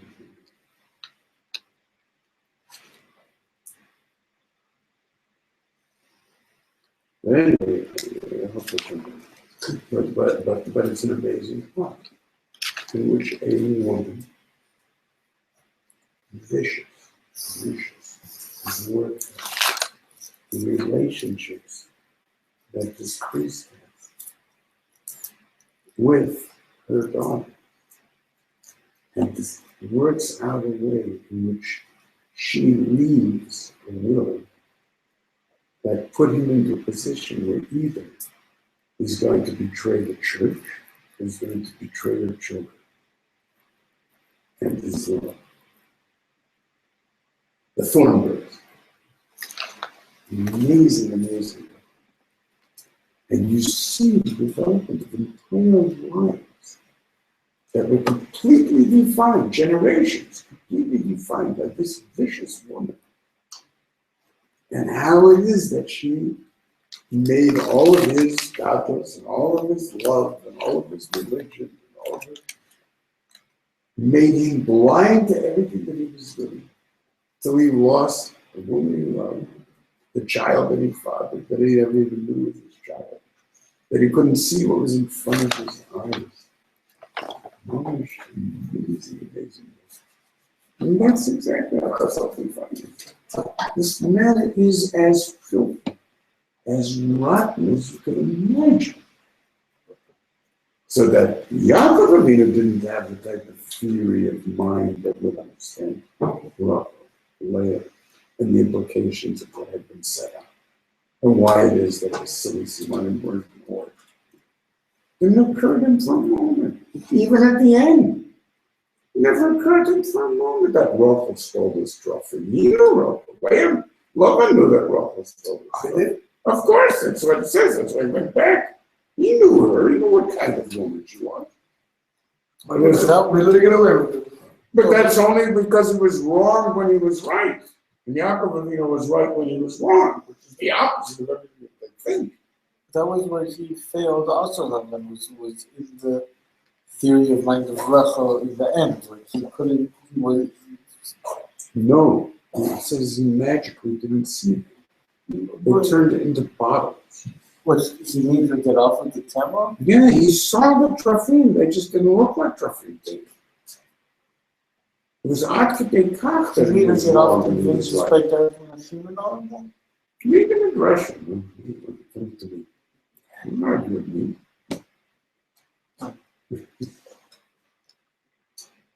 So we have no sense of that. So, and that's the reason we have no sense of it. We have no sense of it because we have no sense of what the real challenge is. You see. So why is that important? Okay, fine. It's exactly like you say. Okay, so it's a rough time, and life is like that, Because we are not married what these things mean. We think they're little subtle issues, which is why we're so bothered by the fact that you're going to say, this is the whole thing, whether you kick your sukkah, you don't kick your sukkah. Or whether you're Mitzorach Atzvach Masita, it's the same godless, it's the same achievements, it's even better in so many ways, it's just not fair, you can't yourself. Koshik, I love him, what did he do this?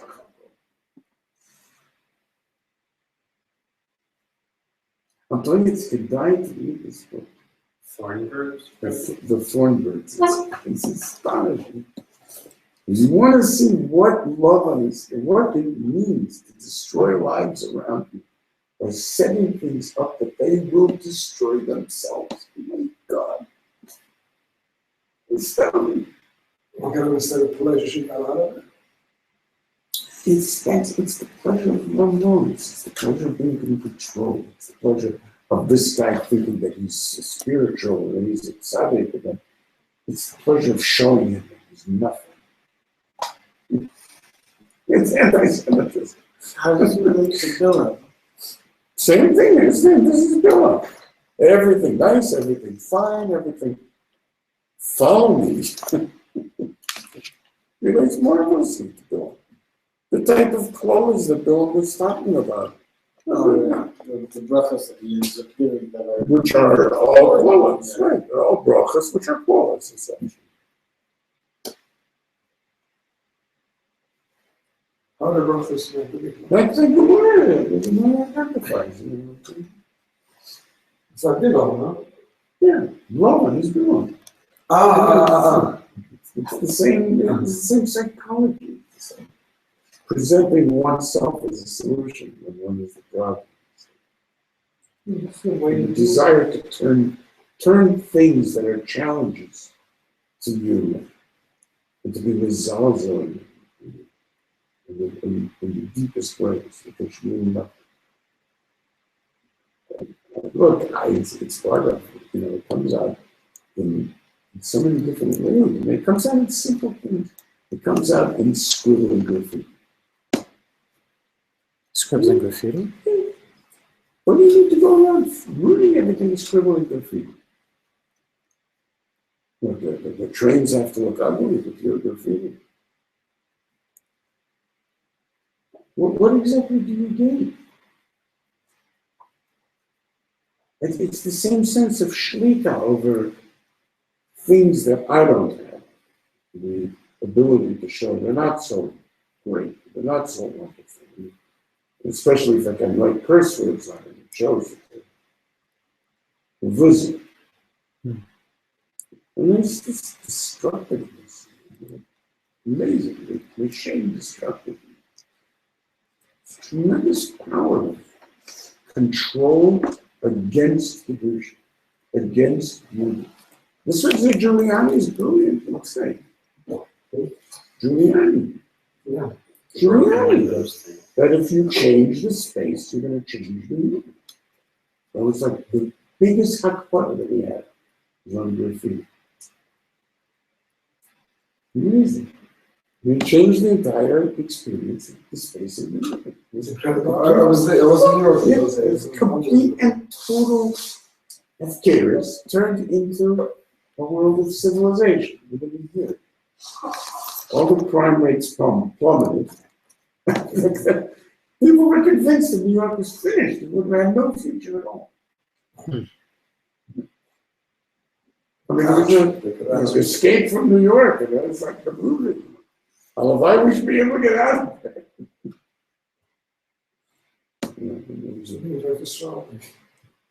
Yeah, they thought about that.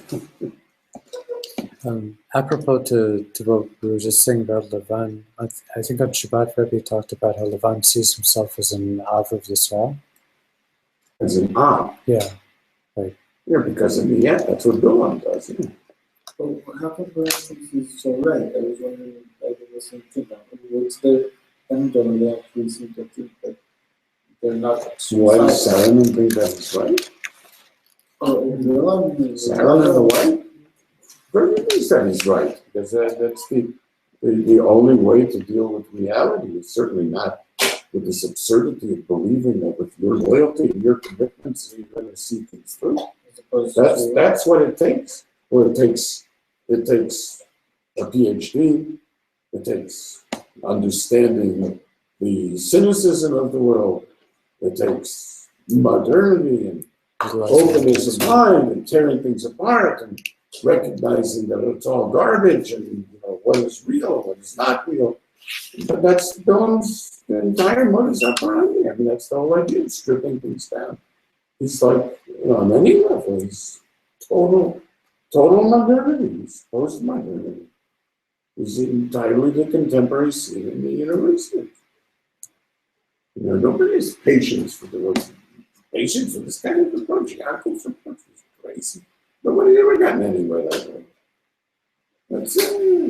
It's childish. It's wishful thinking. That's all it is. Childish, wishful thinking without an ability to examine the facts dispassionately. It's all about passion. Obviously, it's by definition. You can't see anything. I was struck by Rebbe previous talk about the Anotri Vayedati. Esav also defines himself as an Anotri. Yeah. And it's I'm mamish sick what and we were tired of talking that. about today and how that insanity, but that's where it comes from. Yeah. But it's literally the mirror image of the commitment that we're talking about. I am not committed to it. I can't. Don't want it. It's struck me as very powerful. So much part of the experience of being in America, the tiredness you have to overcome. What Rebbe said before about coming off the plane, my daughter, right after we moved here, she went through this period where she missed their family back in America. At one point, she was 4 years old. She said, I want to live in America. I said, really? I said, I want to live in America. We went back for Pesach. 2 days later, she turns to me, my parents, and goes, I don't want to live in America anymore. And nothing had happened. It just landed. She just turns to me out of the blue. Nah. I hear this all the time. It's unbelievable. It struck me so powerfully. I sat on the way home, the flight back to Eretz Yisrael, just writing about how the experience of having gone back, in some ways feeling that you never left. The streets are the same, the people are the same. It's like you never left. And in some ways, you really feel like you never were there. It's the most eerie experience I ever had. That everything was familiar, and it wasn't me. I was never here.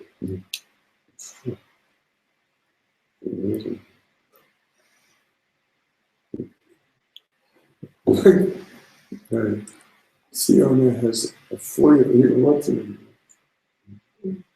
Lindsay. Yeah. Oh, Well, maybe she's 5. I don't know if she's 5. So she doesn't live with herself. She has a suitcase in which she puts everything that's valuable to her. Okay? All of her best toys, all of her best clothes, and she won't take them out of the suitcase because they're mediocre when she goes to herself. And every morning it's, do you have my tickets yet? Siona's gone crazy. I'm gonna have to bring her in. I'm like Siona. Like I just sent her presents. I said, did she enjoy the jacket I sent her? She said, I don't know. She took it, she loved it, and now we don't see it anymore because she won't take it.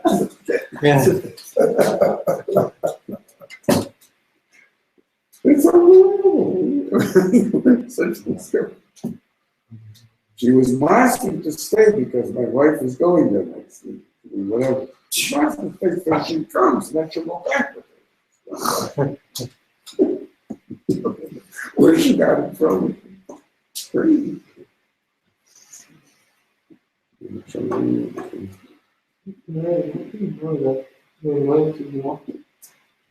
Part of the road that's set up before or stemming from the road. That's what I'm saying. Until it's expressed, you couldn't hear. That's the Alpine. This is very tremor and wind. Alpine means the that tremor and wind. That's the reason for the Minutiae. What tells David about? What you were aiming in the Messiah. What are you telling me? You're great, you're this, and you're that. Okay, it's just a fight to say you start. Okay,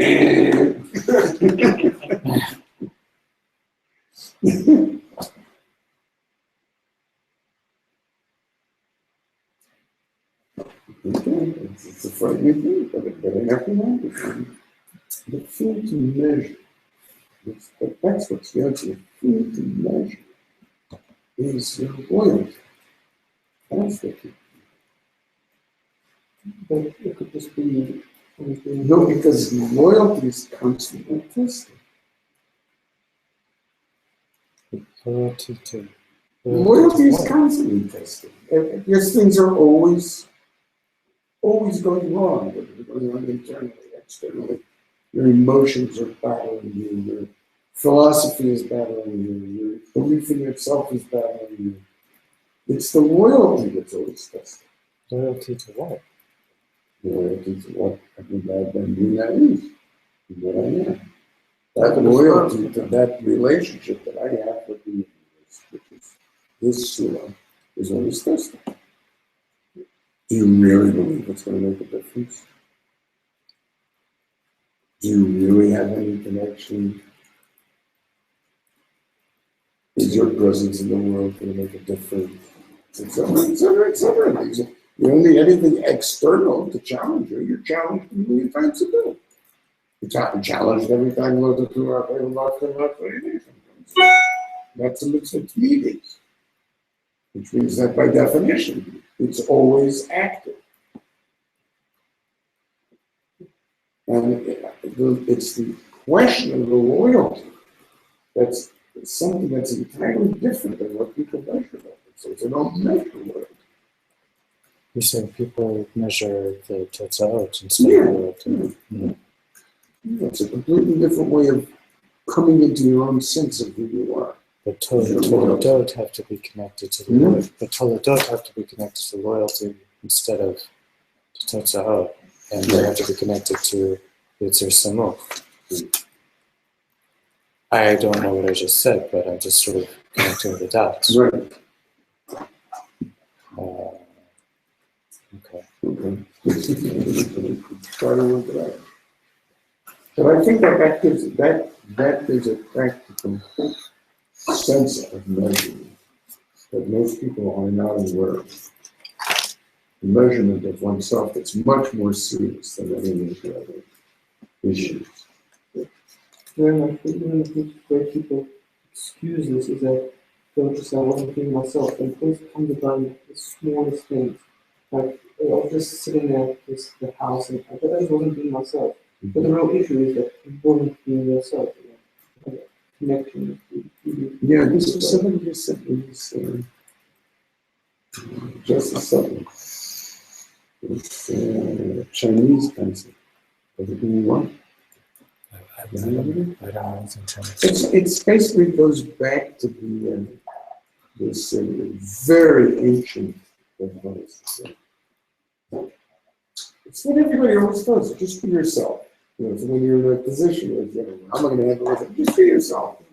Problem is, if you try to be yourself, then you're not yourself.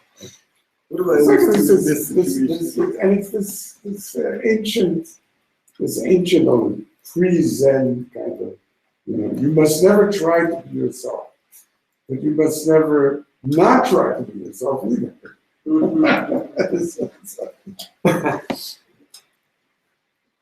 That's very much a function of humanity. That's what happens. It's so easy in these kind of situations that the anochi itself disappears in the stress of the minutiae that you're being asked to deal with.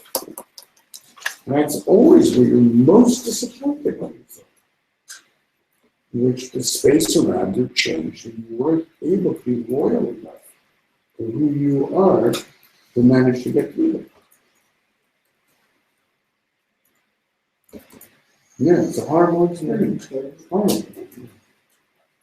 It's like the most disappointing thing about yourself. It's yeah. It's not complicated here. I would think It takes forever just to figure out what it is that's bothering you.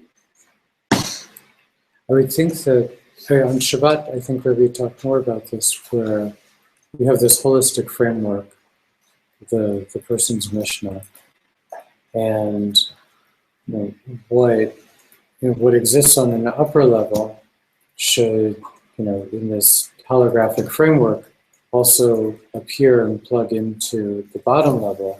And so I would think that. Do you have your phone? Yes. Can you give a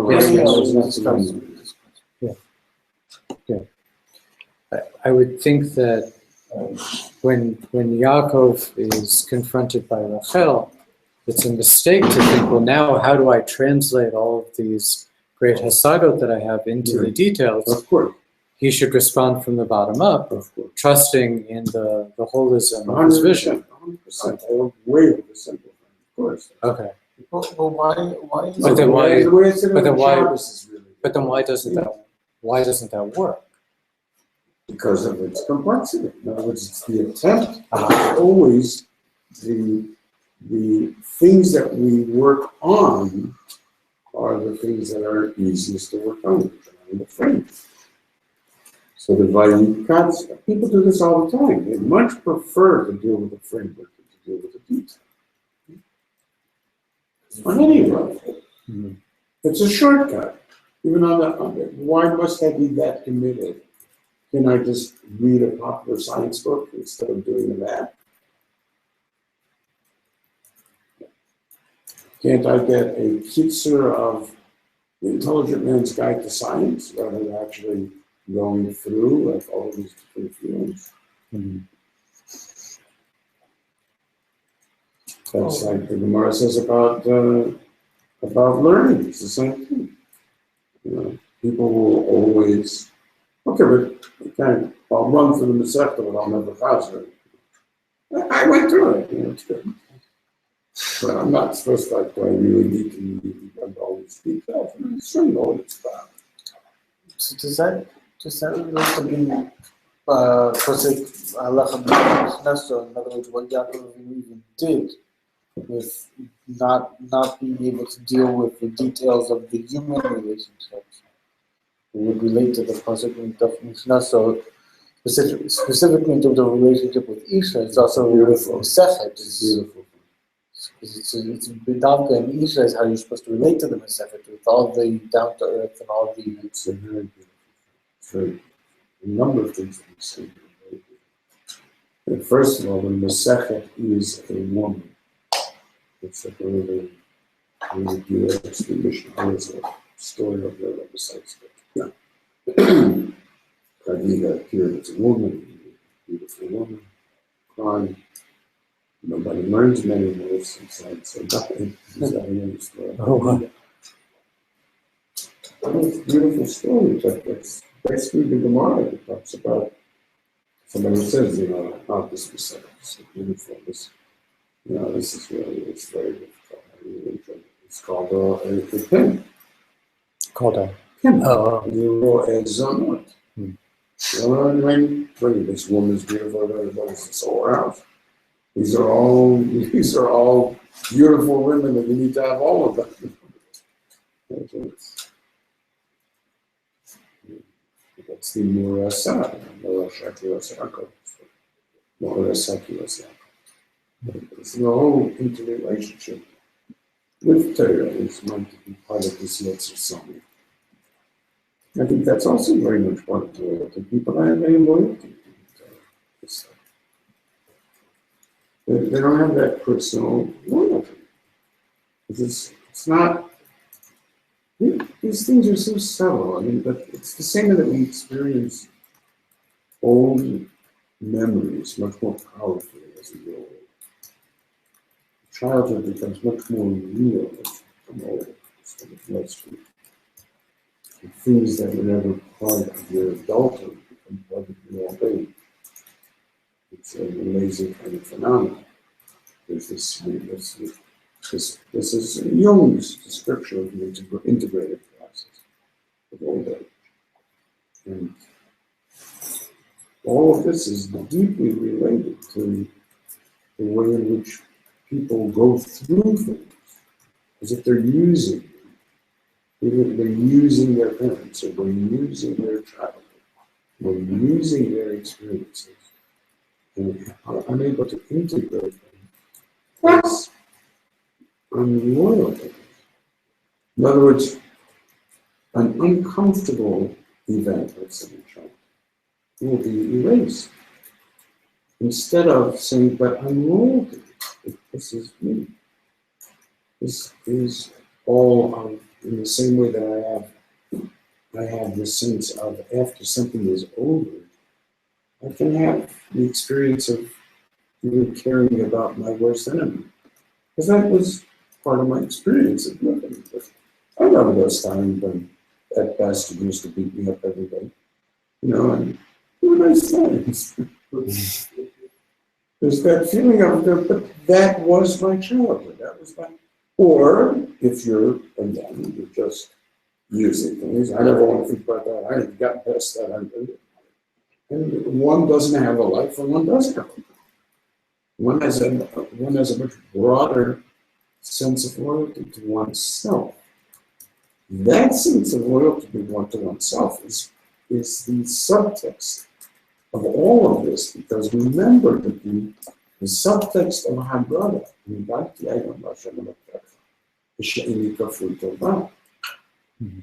Any kafui is exactly this. I am loyal. Because I recognize that this is me. It's not being imposed on. This is what I want. But that's the same thing about each other. Everybody goes through life bitching about their wives. That's because that's what other religion does. That's the makor of non-hakar Torah. You're all Kriyei Torah. You're b'nei Kriyei Torah. How do we know other religions make Aisha Shalakata? That's the beginning of this sleep, is that. So the question is, can you relate to that as something that's you, or it's always going to be something that you use in some way?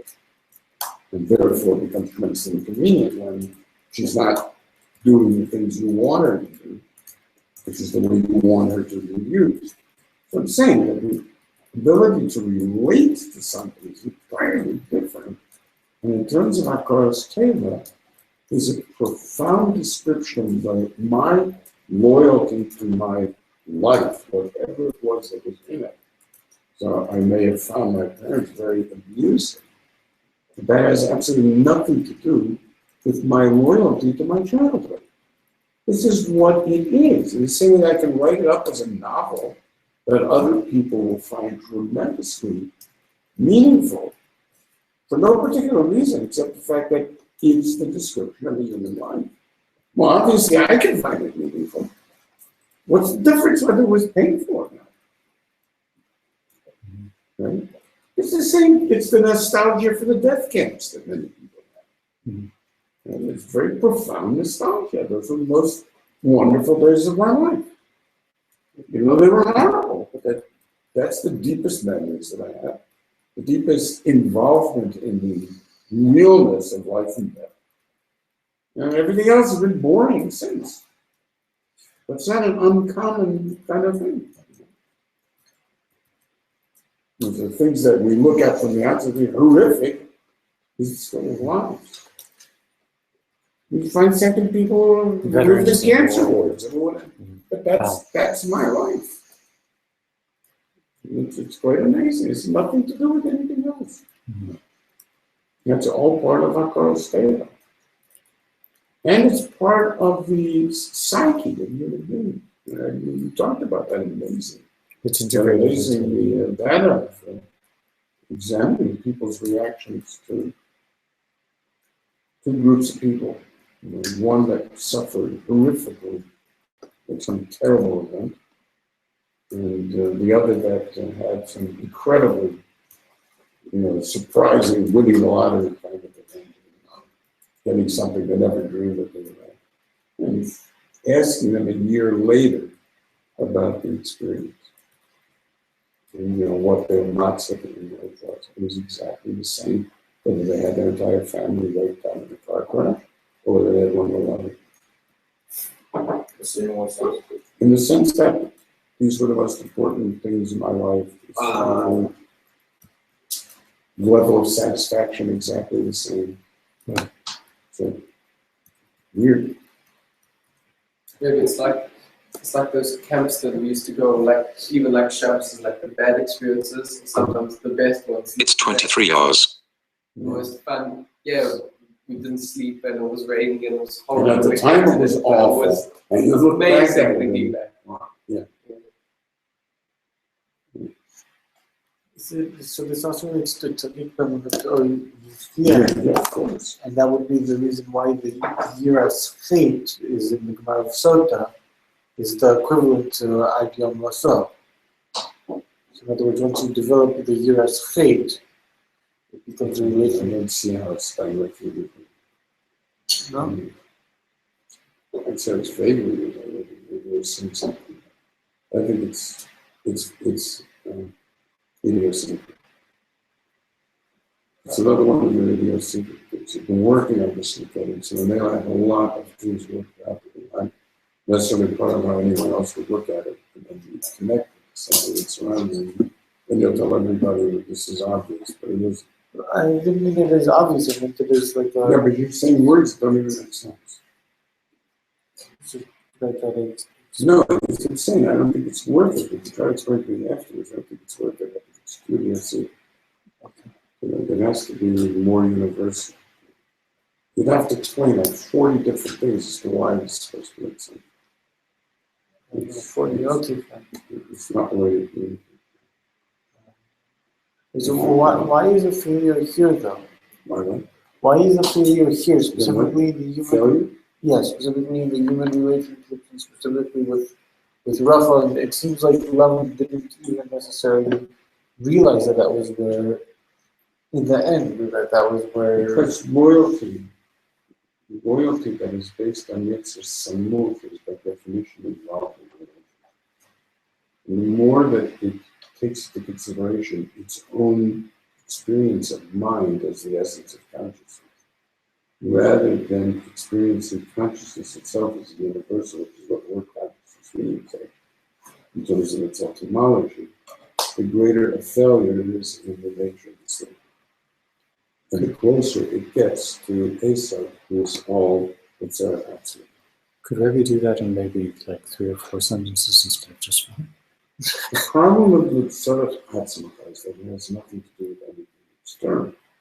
Therefore, all intents and purposes does not exist in the space of the universe. It exists in the space of its own mind. The Tzarech Hatzmacha is like building the markets and okay. Or whatever, or the Hubble telescope for that. Okay. So, it's got some new context. Okay. But the closer you come to a mind that is self-contained, that doesn't entertain consciousness as being able to see the world through all of its minds, I'm saying that's the word consciousness is built on the con, which is the interrelationship. The closer it is to Esau, even though it may express connections in a particular way to something outside of itself, it still is exhibiting so much of the imprisonment of the victim. Since you are used to that consciousness, and that becomes to you the concern. Is Rebbe saying that Esav can integrate all this stuff and yet it's still, I'm saying that Yaakov can do that. Yaakov can maintain a level of Yetzer Samut and yet still not have an adequate conscious theory of mind. Theory of conscious mind, that is, when it comes to the people around him. So therefore, in those things, he's still similar to Esau, which makes his confrontation with himself in Vayishak absolutely necessary and prominent.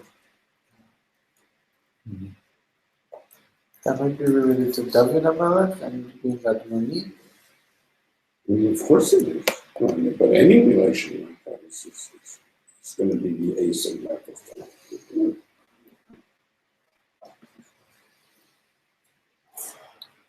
But it's just to be believed. It's all that it is. It's what I understand. Pretending that I have all the answers, obviously. I'm just saying whether it's we can understand where the Torah is pointing us, and where there seems to be hope in ways in which you can experience yourself, and learn to take more seriously the way, as you put it, that I should have expressed it today, but on Shabbos, that this is a single unit, this way. That there's no way that it can work only in one direction. It's equally informed by its top as it is by its bottom. By the end of life as it is the beginning of life. It's a holistic oneness in whichever element of its integrity is lacking. Is lacking in it, which is in you, in your own emotion. And therefore, it has to be finished. It has to be completed.